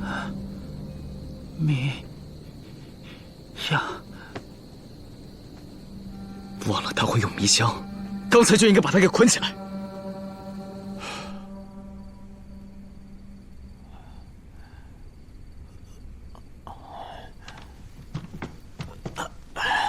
贺参军，醒了？惭愧惭愧，我堂堂司法参军，却中了暗算。没什么惭愧的，我和司马也中过此招。陆参军，昨日初见对你这个私人参军颇有不屑，在寒山却盟军多次相救，哎呀，真是失敬。不值一提，你还是赶紧看看这幅画像吧。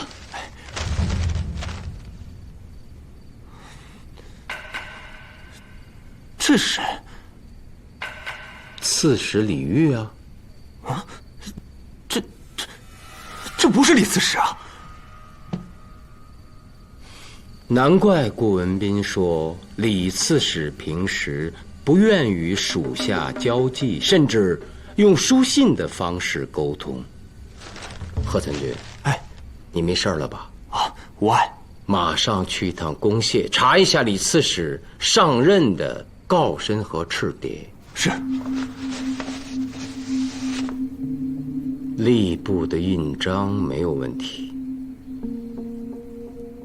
李煜的籍贯、出身也没有改动，但年甲被改动过。赤牒上的年甲也改了。到州里上任，除加盖吏部大印的告身和尚书省的赤牒外，于府也得对得上。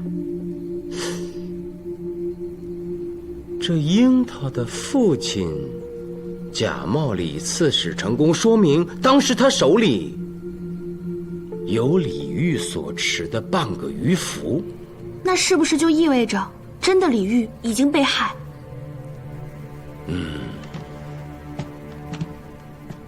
这也能改啊？那早知道就把苏明改了，我做他几日司马如何？季世公，莫开这样的玩笑。这里改得很巧妙，可仔细看也不是发现不了。怎么会？刺史到任，哪个不懂事的敢仔细比对告身和赤牒啊？贺参军说到要害之处了，这个假李煜也正是钻了这个空子。那岂不是一个案子变成两个了？义妹所言极是。我们现在面对的已经不是一个案子那么简单喽。我觉得，现在我们不能被暗中暗所迷惑。当下，重中之重，仍是找到樱桃的父亲，拿到驼神社实录，对那邪社开刀。要想剿灭驼神社，必先洞悉其老巢。可是驼神岛戒备森严，除了驼神社的船，任何的船都难以登岸啊！唉，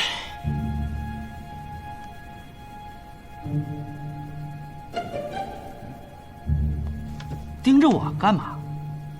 你不会是想让我游到驼神岛去吧？我可没那本事。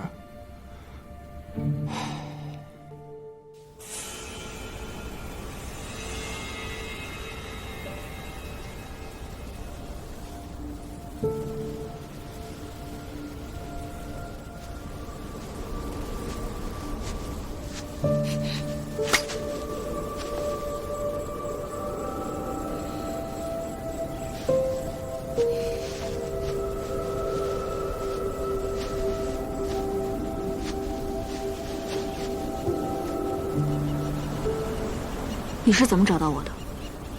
你在鹤溪的暗探房暂住之时，就经常到这里来，坐着发呆。你一直派人跟踪我？不，是亲自跟踪，其目的是为了保护刺史之女的安全。刺史之女？你不是知道我不是了吗？那就说说吧，刺史可不是小官，我想知道，这到底是怎么回事啊？那就先铲除驼神社，之后我会把一切都告诉你。我不明白，为何你一心要铲除驼神社呢？因为我不想辜负我爹，他是好人，是好刺史。李煜何在？死有余辜。是谁杀了李煜？你爹还是那个李四？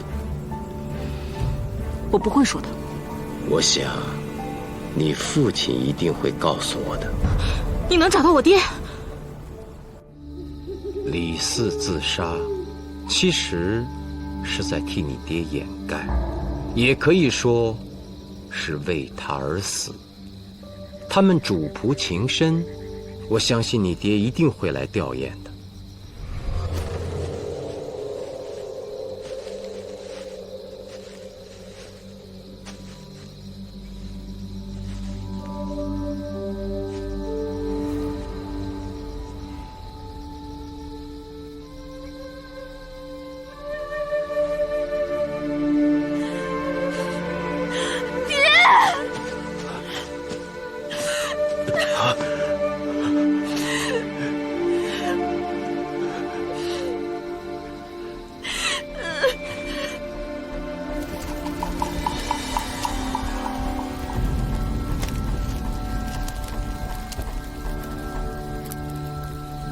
新任宁湖司马苏无名。久闻大名，在下楚萧生。楚兄，你一定有很多话要对我说吧？苏司马呢，又有何话要讲？我想说，今日若放你走，我便是王法。苏明，你敢？放肆！我杀了他，带您离开宁湖。苏无名的名字，多年前爹就有所耳闻。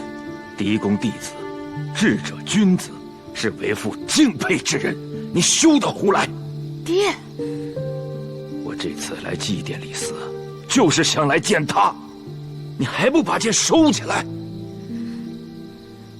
爹，你可想好了？现在是我们逃走的最好机会。逃？我恐怕不能走回头路了。爹，退下！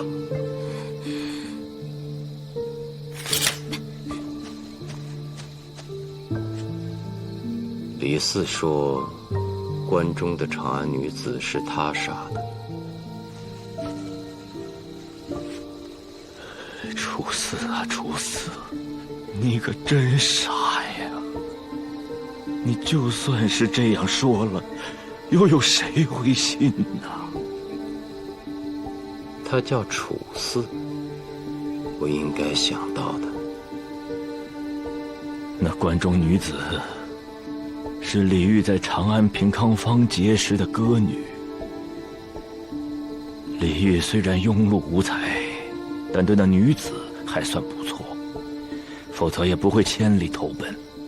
只是他没想到，如今的宁湖刺史根本不是他的郎君。樱桃也见过他，对吧？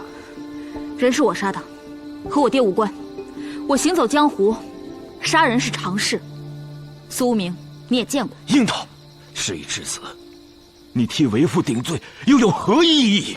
爹，我必须要杀那女子，因为若是她闹起来，我的身份就会暴露，我带兵登岛歼灭驼神社的计划也就被毁了。您曾计划带兵登岛？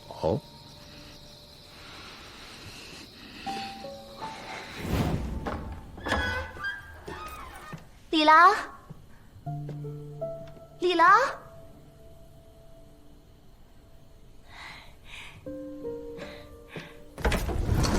李郎，长安一别，日夜相思，我终于找到你了，李郎。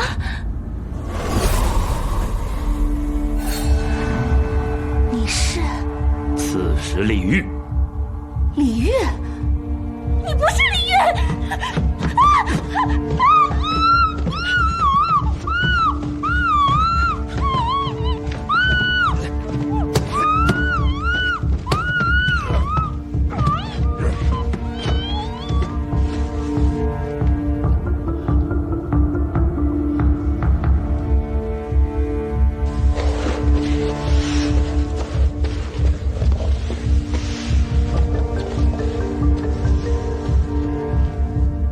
别墅里有密道，我也是最近才知道的。那日我突然发现，我放在书架上的《驼神社实录》不翼而飞。我叫来出司询问，并没有人从外面进来过，我便怀疑屋里有密道。我找了2天，还真被我找到了。我发现，不仅是我这边丢了实录，刺史府更是被翻了个底朝天。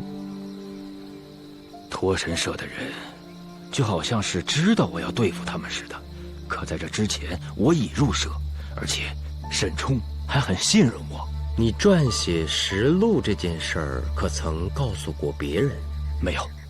没有跟任何人说过。幸好我藏在书案夹层里的那2部实录没有被他们发现，我便将一部藏到了城外驼神庙，也就是交付给樱桃的那一份。对，我想了2条路：一，带兵攻岛；二，是想让樱桃把实录带到长安。可是没想到，想对我动手的人来得太快了。我刚杀了那个长安女子，刺客便上门了。开始我还以为那左手刀客是驼神社的人，可等巨驼出现，我才明白，那巨驼才是邪社派来的杀手。当时我便躲入石棺，再加上那个刺客替我送了命，我这才逃过了一劫。我也明白了，驼神社的人不再信任我，实际上我已经失去了举兵登岛的机会。所以你就给那个刺客穿上了你的官袍，用以避难。可是我不明白，你为什么不马上离开那湖边别墅？宁湖四处都是驼神社的眼线，哪儿都不安全，我还不如暂且躲在那个墓室里。只是没想到，我这刺史之旅就以这种方式结束了。爹，驼神庙的那份实录已经落入驼神社之手。我已经知道了，幸亏我多抄了2份，这是最后一份驼神社实录，你一定要保护好它。您放心。樱桃，苏司马是个值得信赖的人，你一定要与他齐心协力，剿灭驼神社。爹，铲除驼神社是他的事，我只想跟您远走天涯。糊涂！我若是逃走，势必牵出前案，我就成了杀人凶犯。你试想一下，谁会相信一个杀人凶犯写的实录？到时候你拿什么来定驼神社的罪？可是爹，你不用再说了。苏司马，哎，我以刺史之名留下这份实录，对你们这些想铲除驼神社的正义之士来说，才有用。你应该知道该怎么做。苏某定竭尽全力。另外，我还有个不情之请，您说。我想把我的小女樱桃托付给你。爹，不知道你能不能答应？我观司马双谋，人信智慧，我就当你答应了。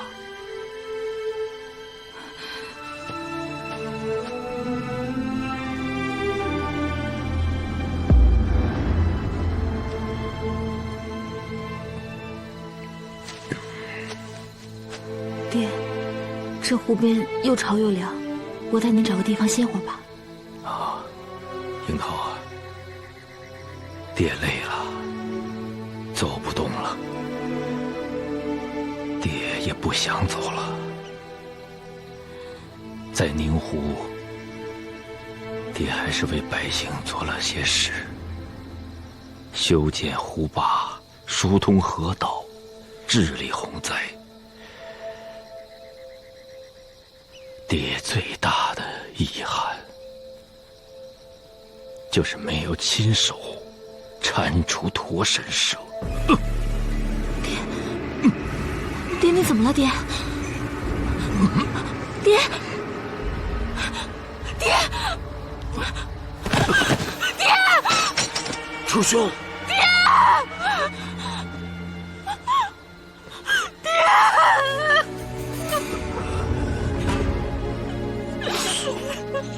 苏司马，爹，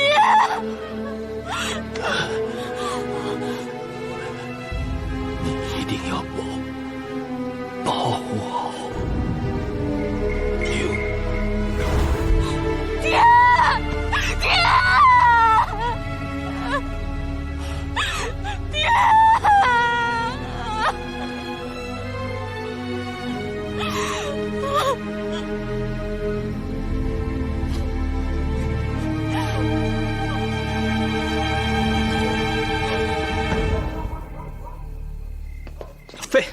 哎呀，你别拉我！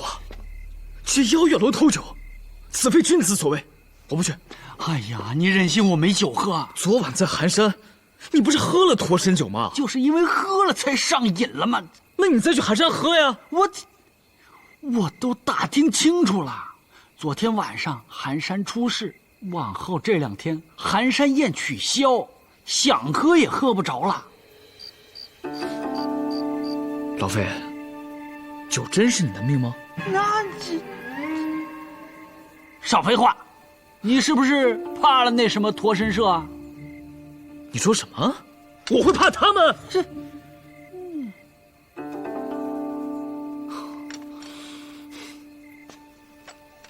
想激我？哎，不是，你听我说，我真的不是为我自己，我是为了宁湖的老百姓，我替他们打抱不平。你想啊，这酒是他们辛辛苦苦酿出来的，平时还没有资格喝，想喝的话还得跟那个什么驼神你感恩戴德，磕头作揖，有这个道理吗？说的有理，走。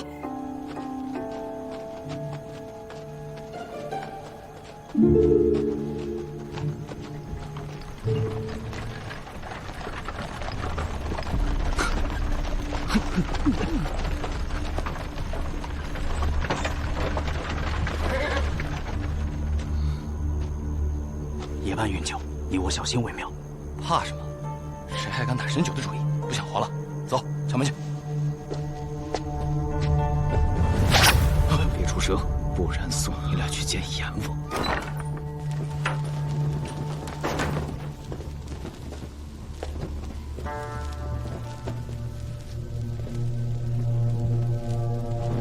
二位，今天取多少啊10坛子。是。以往每次不都是7坛吗？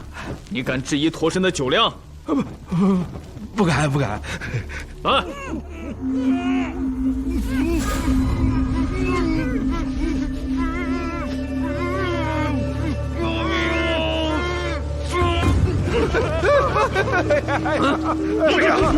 驼神的酒锐道在明湖，还有比这更大的事吗？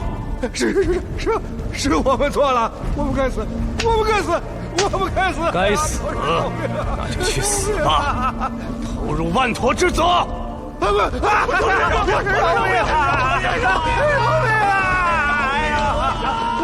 沈冲，即日起，你亲自接管邀月楼，查出是什么人故意和我作对。是，驼神。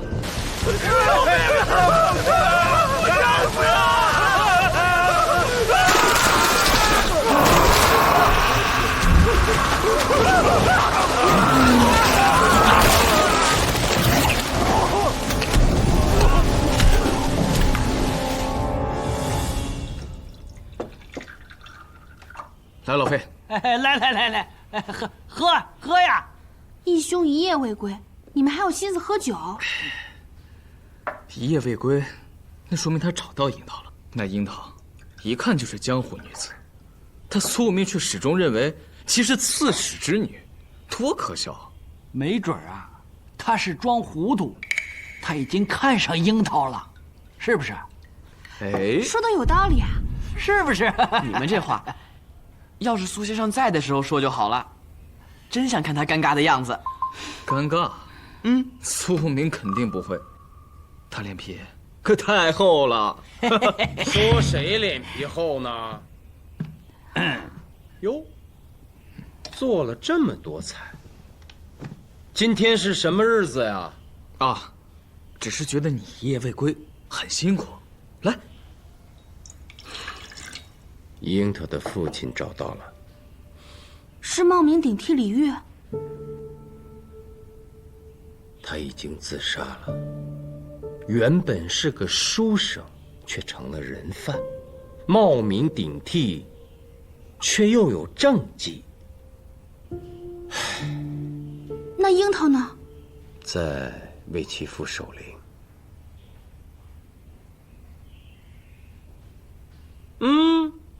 老费，你真把酒给弄来了？还有我办不成的事儿。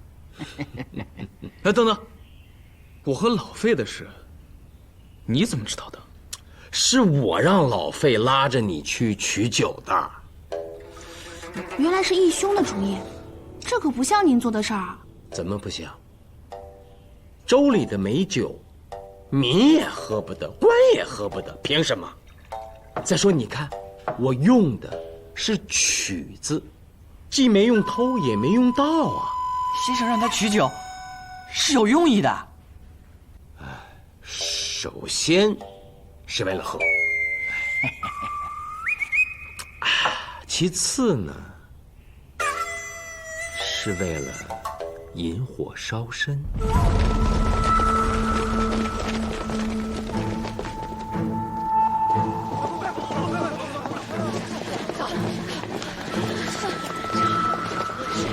苏无名，邀月楼神酒被窃，本领自怀疑是你手下所为。若不交出庐陵峰，驼神必将降罪于宁湖。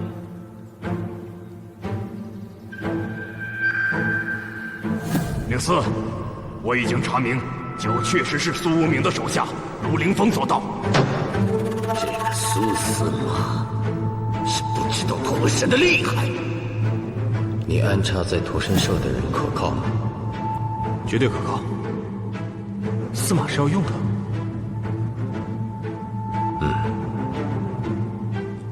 庐陵峰盗酒这个消息要劳驾的传给沈冲。不敬驼神，必死无疑。交出盗酒贼！苏无名，滚出宁湖！苏无名，滚出宁湖！熊啊，回来！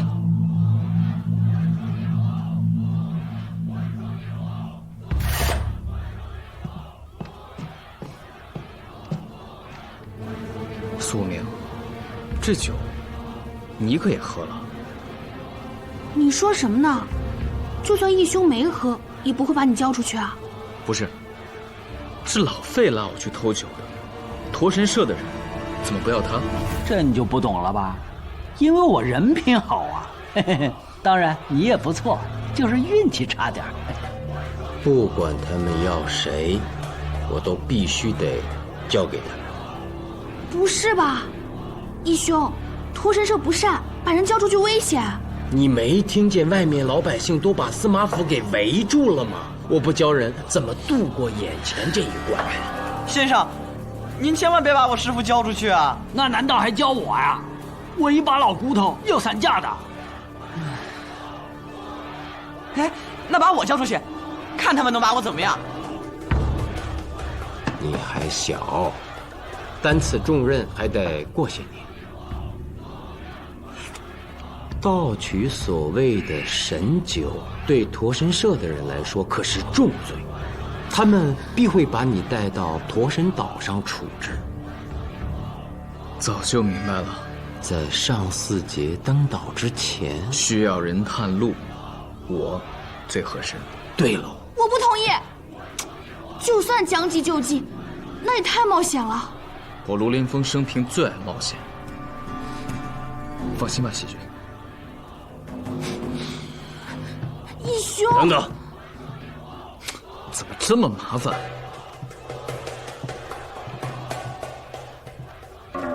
还有一件事，让喜君在你的小臂上画一片树叶，你到了驼神岛就去找长着这种叶子的树。找树？苏无名，滚出地府！苏无名，滚出地府！苏无名，滚出地府！卢凌风在此。你盗取的神酒，是酒呢？当然是已经被我喝了。哼，你胆子真是太大了。此事与司马府其他人无关，苏司马更不知道。可以，算个义仆，但别以为抓了你，就不追究苏无名的罪责。我有何罪责呀？哼，苏司马。你的罪责是管教奴仆不严呐。那又如何？你不会是要把本司马也抓到驼神岛上去吧？云司，苏无名毕竟是益州之司马。哼，苏司马，好自为之。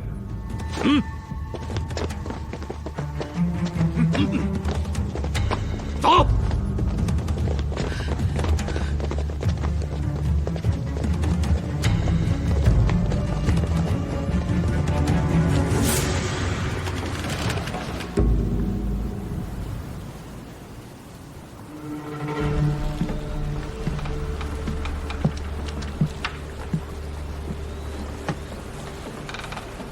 偷什么不好？偷神酒，真是活得不耐烦了。你们能把我怎么样？上了岛，交给护法，你就要被扔进万陀之泽了。哦，万陀之泽。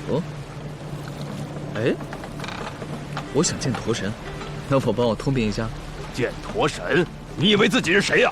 把他看好了，快到湖心了。风大，别再给他吹下去了。是。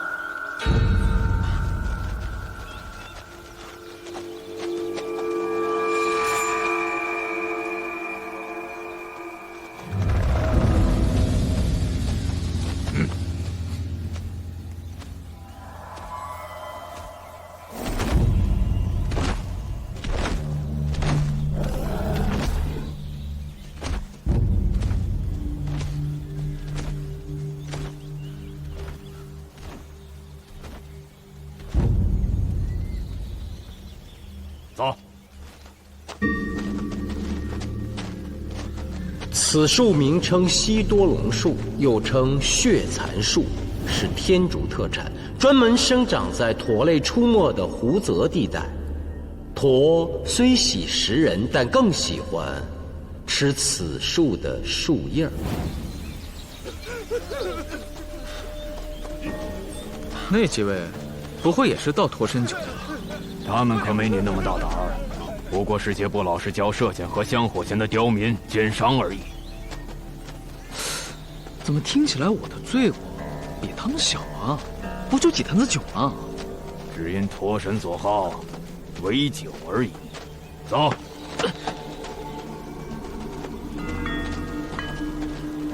待会儿另有人押你上山，山路一侧的驼神河是你唯一的逃生之路。你是在寒山给你们送过信儿。或许外头有人叫我给你。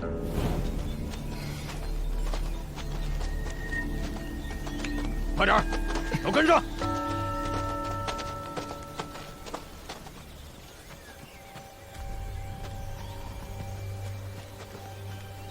冒犯驼神盗取神酒之要犯卢凌风，现交予护法。驼神想看看你到底是何等模样，竟敢跟他强求和。哼，既是神，为何如此吝啬？真是吃了豹子胆，等着被打入万驼之责吧！到时定叫你尸骨无存。带上山。是。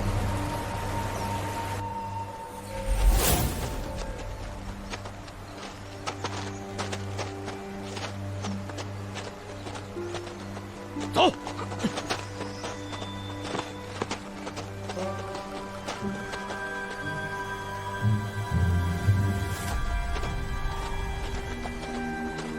快走！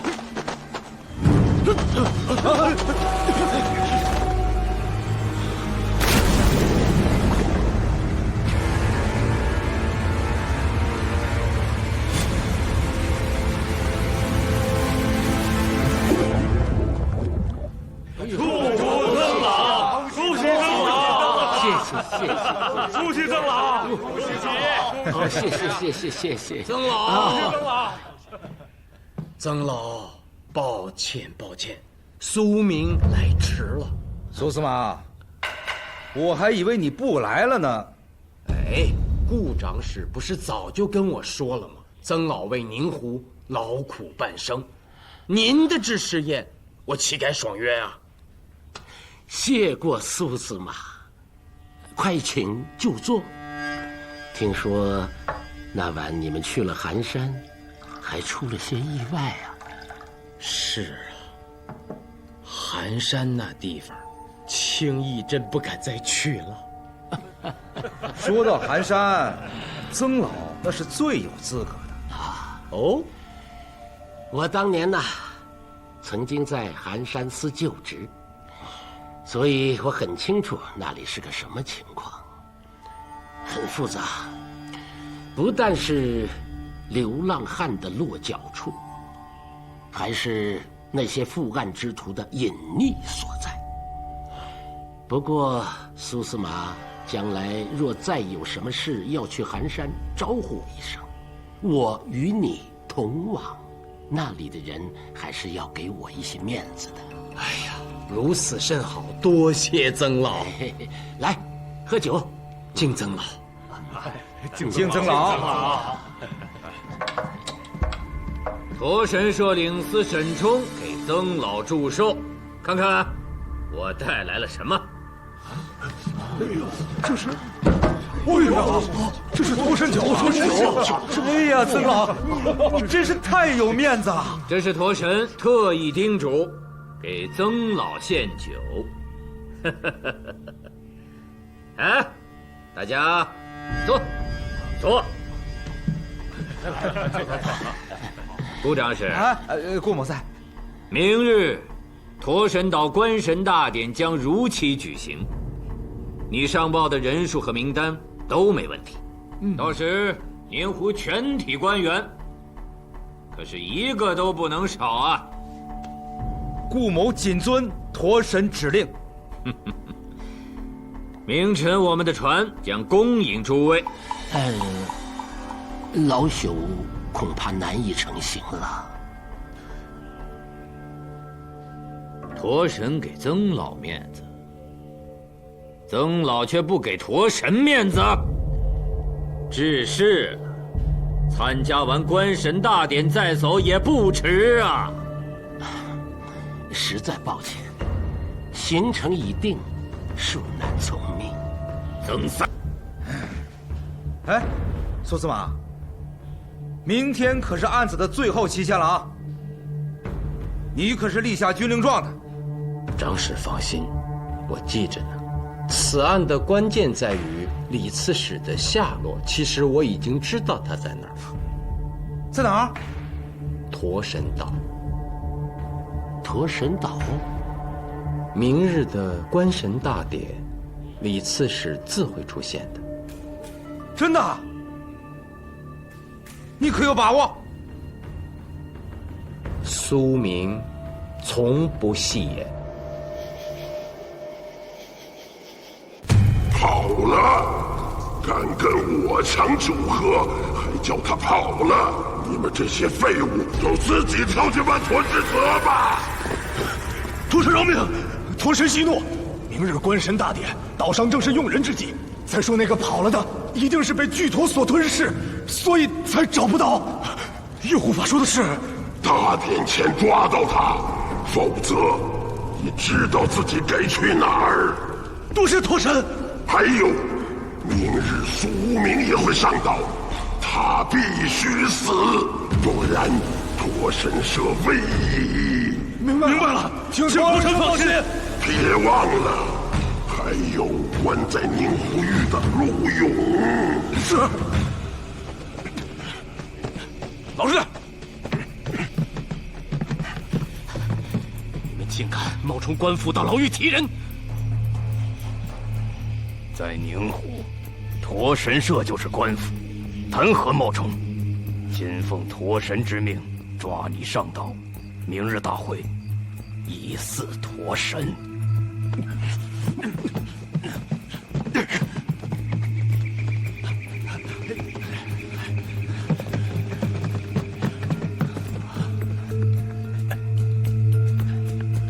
到底还是来晚了一步，那我们该怎么办？现在只有一条路了，趁夜行船，潜入驼神岛，明日拼死也要把陆公子救出来。每个人该做什么都清楚了吧？表仁兄，德飞，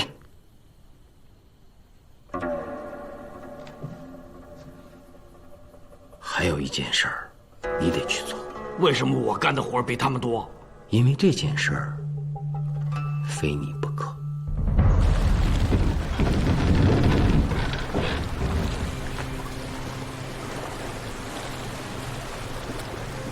哎呀，一年一度的官神大典，真是让人心神激荡啊！司马第一次参加，到时一定会大开眼界呀！部长史说的没错，这是苏某的幸运啊！有人上口神酒。哎呦！史灵司，他葫芦里装的是驼神酒。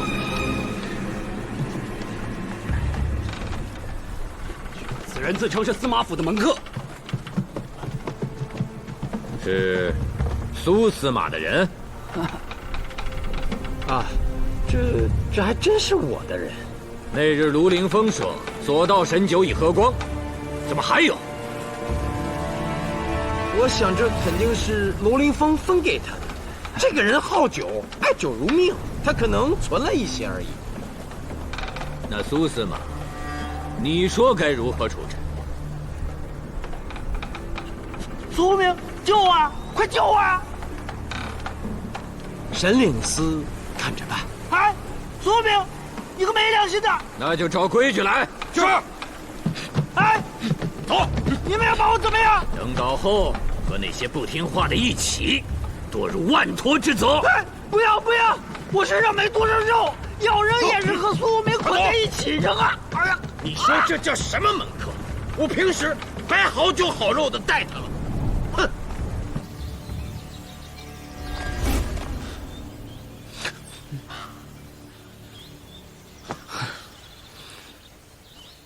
这上哪儿去找那血蚕树？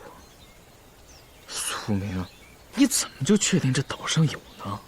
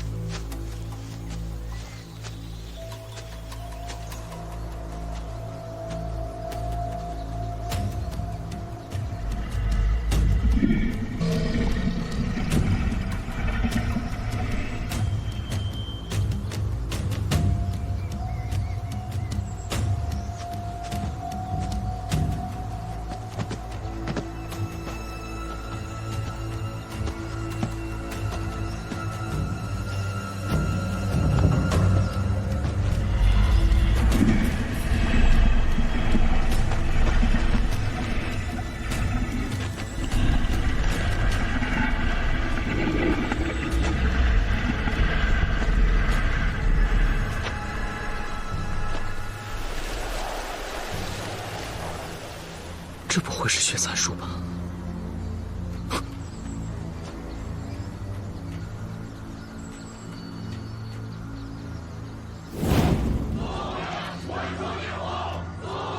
外面吼得厉害，你不赶紧换，这是在干嘛？我要在颜料中加些鱼胶，如此便可遇水不掉，出汗不阴。不然等你想看的时候，早就没了。这丫头真聪明。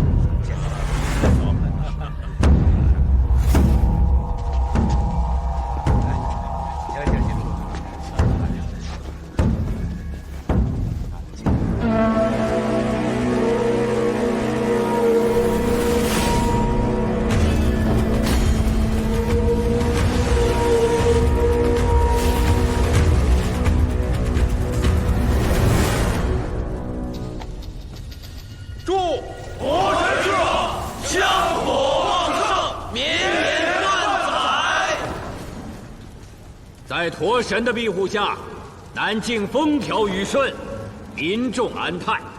然，拥有妄祖之人、弃义之辈，亵渎神灵，对抗神社，今死赐予万陀之责，以护大法。更有插伤陆勇，私建商会，与神社为敌，现已被捉拿。另有魏机师一名，擅饮神酒，此二人罪责巨大，故得神起，活赐予万陀之责。陀神社穷凶之词，皆因历任刺史慑于你们的淫威，成为你们的走狗。我陆勇为宁湖百姓死而无憾，为恨不能，亲任邪神。大胆陆勇，死到临头还隐隐狂吠。孙无名，你到底救不救我？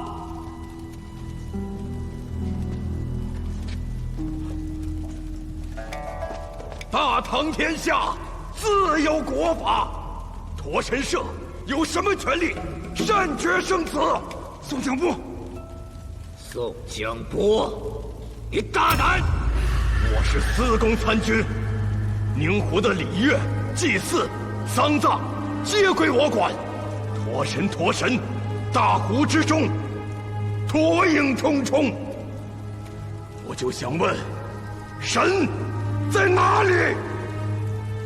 神在你心中，心中无神。上道易，离道难。少吓唬人！什么神，也不可以擅决生死。天命在吾，将于宁湖，护佑周民，今何官员咆哮于此？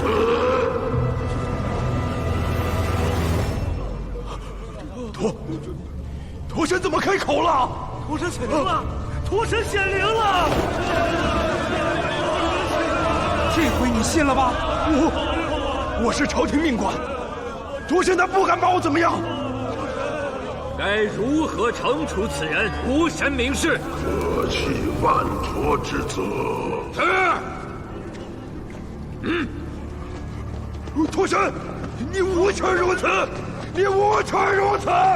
混账！陀神！顾文斌何在？小官在此。你做长史多年，今代刺史，若敬畏天命，我可保宁湖无恙，市民欢喜。若有狂妄之辈对抗神社，杨奉因为难逃天眼，更将置玄州于万劫不复。小官日后定严格约束下属，不敢再造次。你身后是何人呐？并无神，是苏无名。苏无名，你可知罪？罪有何来？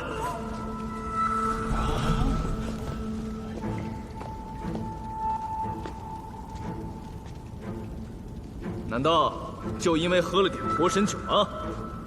你是何人？宁湖司马属下私人参军，卢凌风是也。卢凌风，掉下悬崖还没摔死，拿下！是。且慢！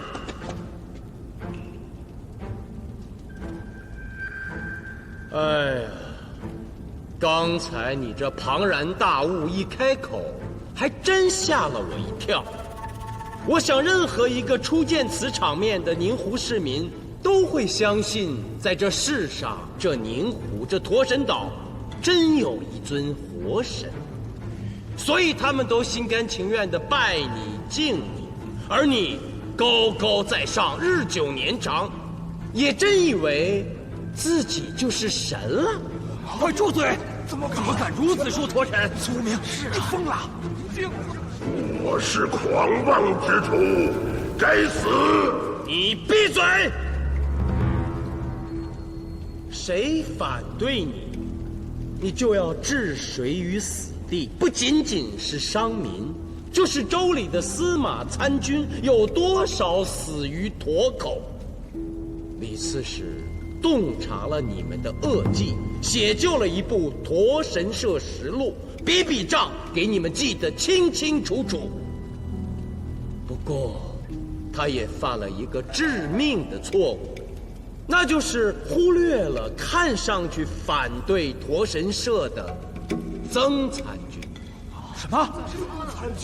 曾老是驼神社的人？不能吧？苏无名，你一派胡言，哪有什么驼神社实录？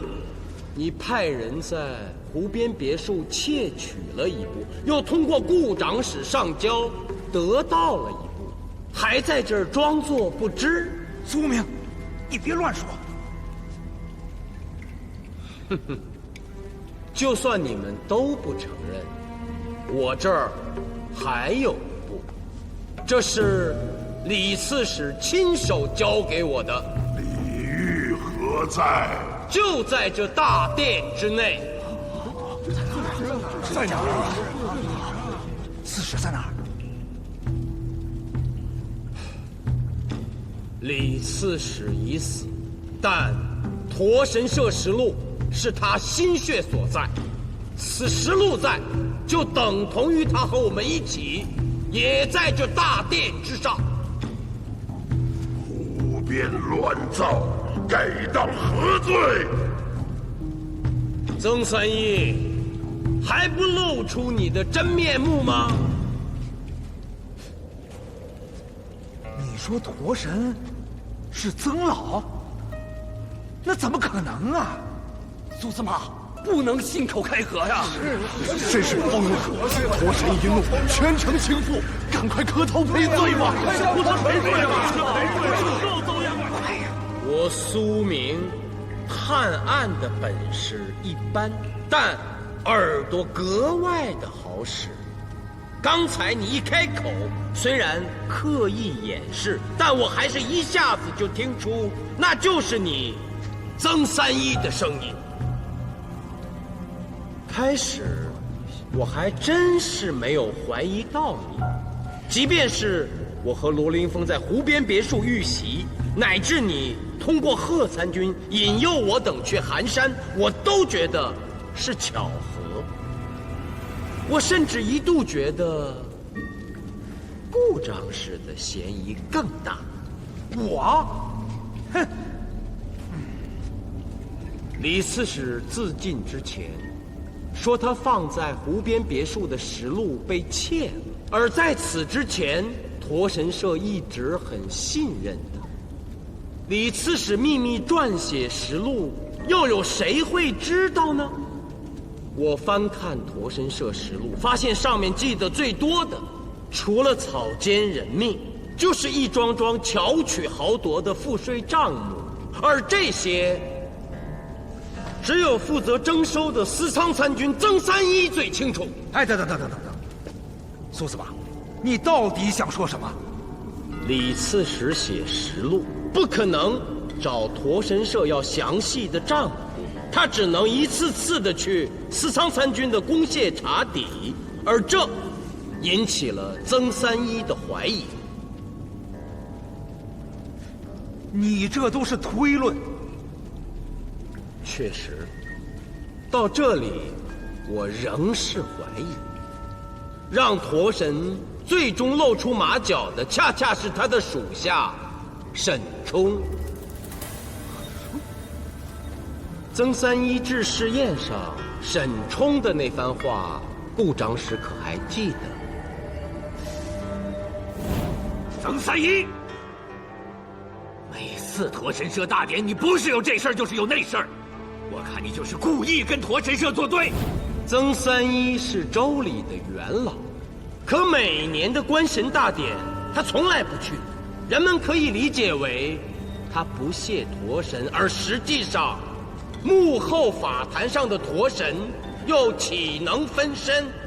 这些年来那么多官员丧命，而不屑驼神的曾老却能安然无恙，平安治世，岂不是多多怪事？确实有道理。曾三一在寒山起家，故内里的人能喝上驼神酒，岂不是佐证？是呀，是呀。致试宴之后，我还派费技师去送了礼。费技师一进曾三一的屋子，就闻到了浓浓的驼神酒香。啊，没错，我一鼻子就闻出来了。还送什么东西呀？苏司马真是太周到了。他是对您崇敬，因为在宁湖，敢不正眼看驼神社的能有几个呀？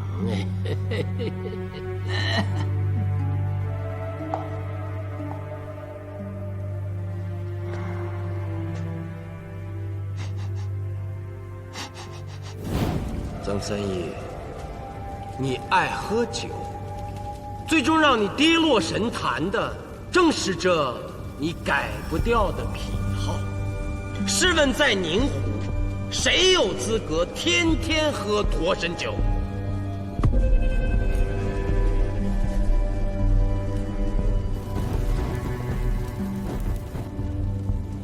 还是不可能。曾三爷身材矮小，又是罗锅，驼神数丈真身，雄壮威武。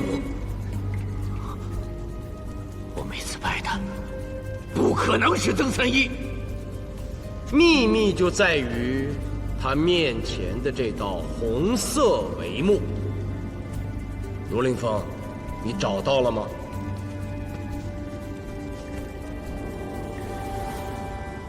这是天竺特产西多龙树，又称血蚕树的叶子。此树树枝可以造出轻纱，其纱不但半透明，而且在高温下可以将人形放大数倍。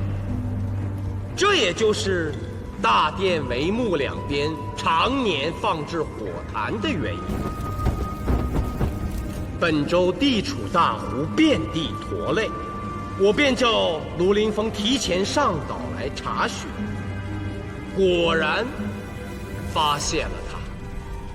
你让他倒酒，就是为了上岛？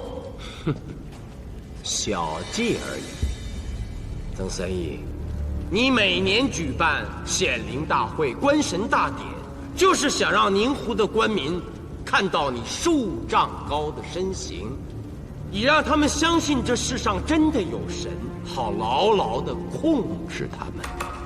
我想，除了你的左右护法之外，这世上估计没有人知道你的真面目了吧？你的左右护法应该是你在寒山时收容的杀人越货之徒，所以他们才会对你死心塌地。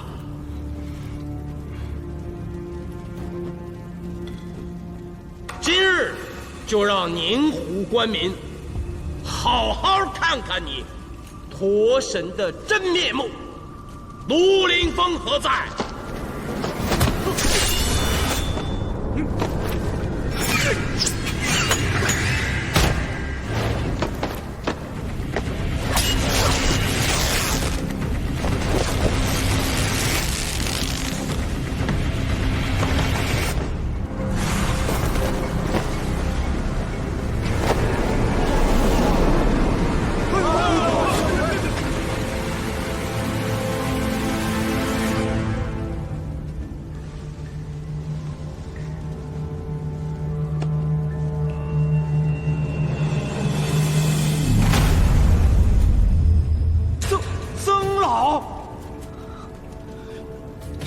是你，曾三爷！我跪了这么多年，跪的竟然是你！来，他用这个，头就不痒了。苏司马说的，不信。给我上。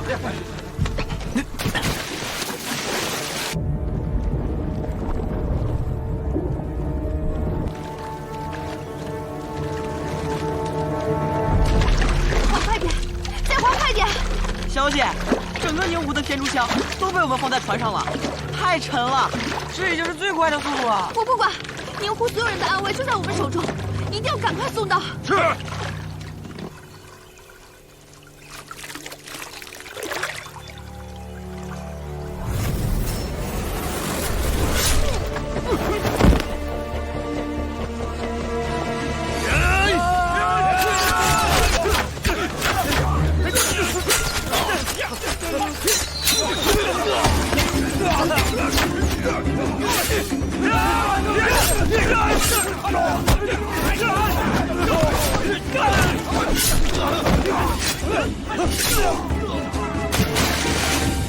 想我曾三一，起于微末，苦读诗书，每事皆为榜首，但每次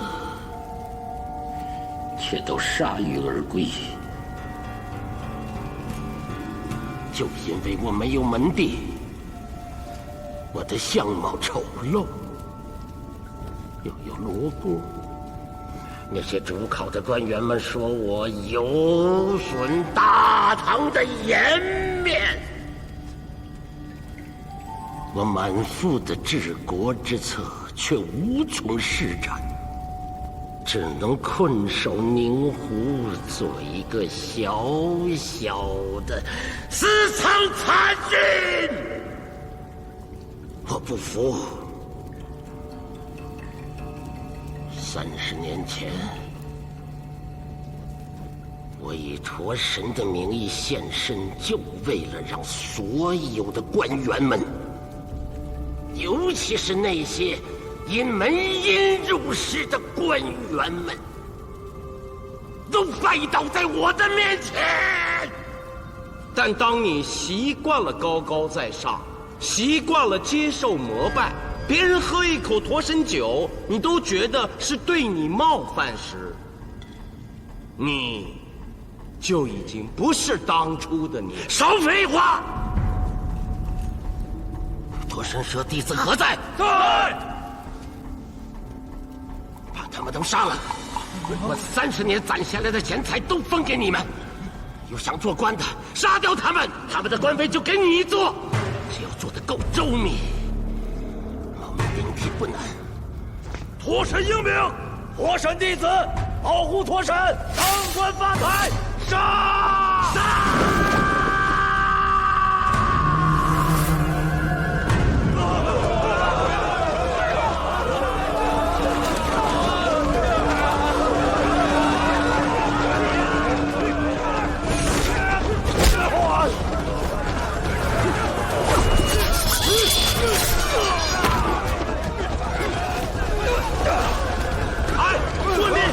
你要去哪儿？你虽然不是驼神社的人，但向来明哲保身，以致尸位素餐。现在是你立功的时候，不是我罢了你的身份了。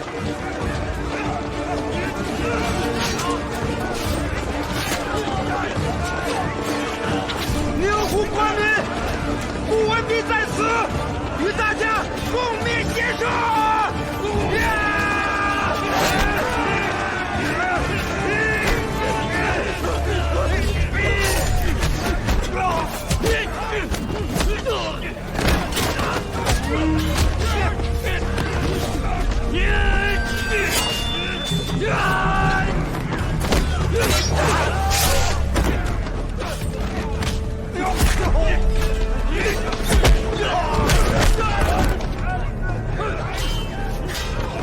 帮你解开，不限速自拔。我，给我解呀！你怎么不先给我解呀？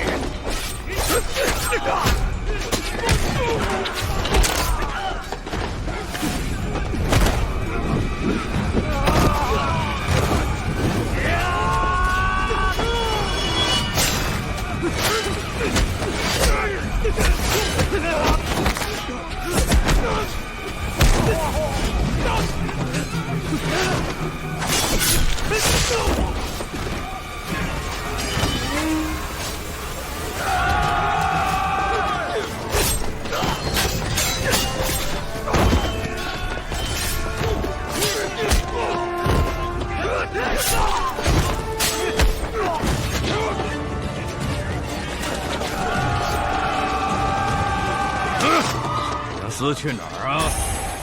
文乐，你不要低估了宁湖的司法参军。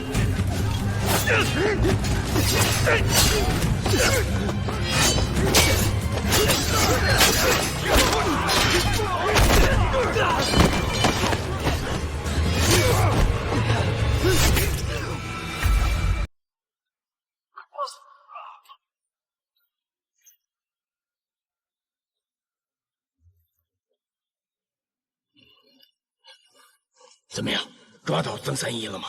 都搜了，没有曾三一的影子。啊？那他能跑哪儿去？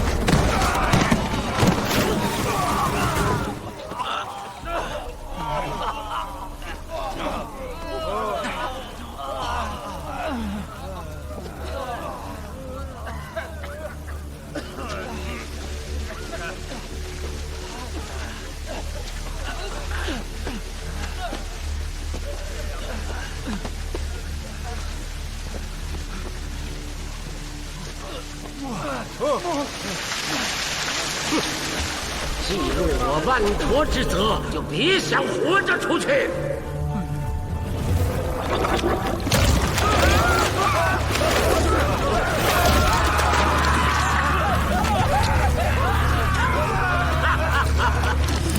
区区人也想和我的巨驼斗？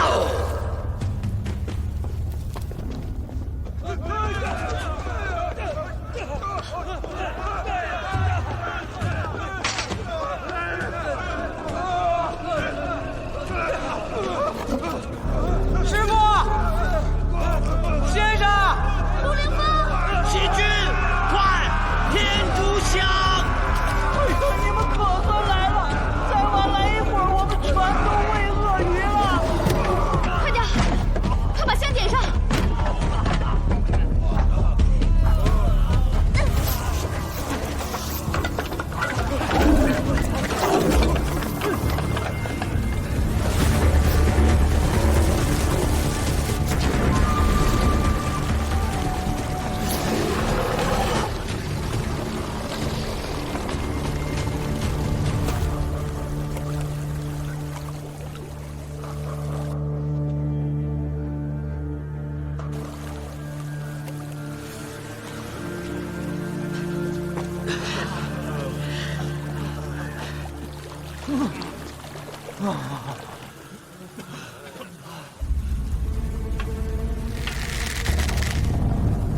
哎，那个糟老头子在那儿！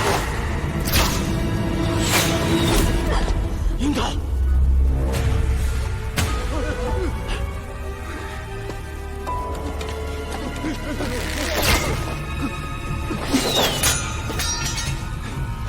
我去擒他！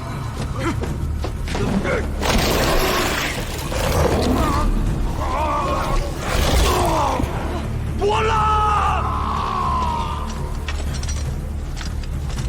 陆凌风，接枪！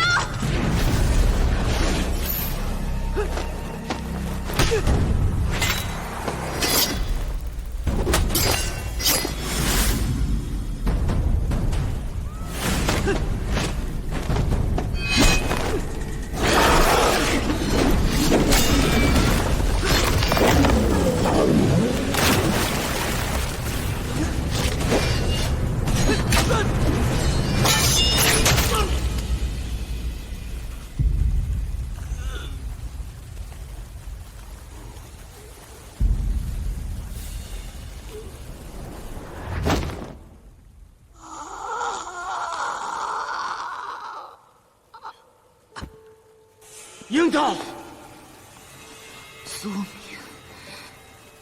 救过我，这条命我还你了。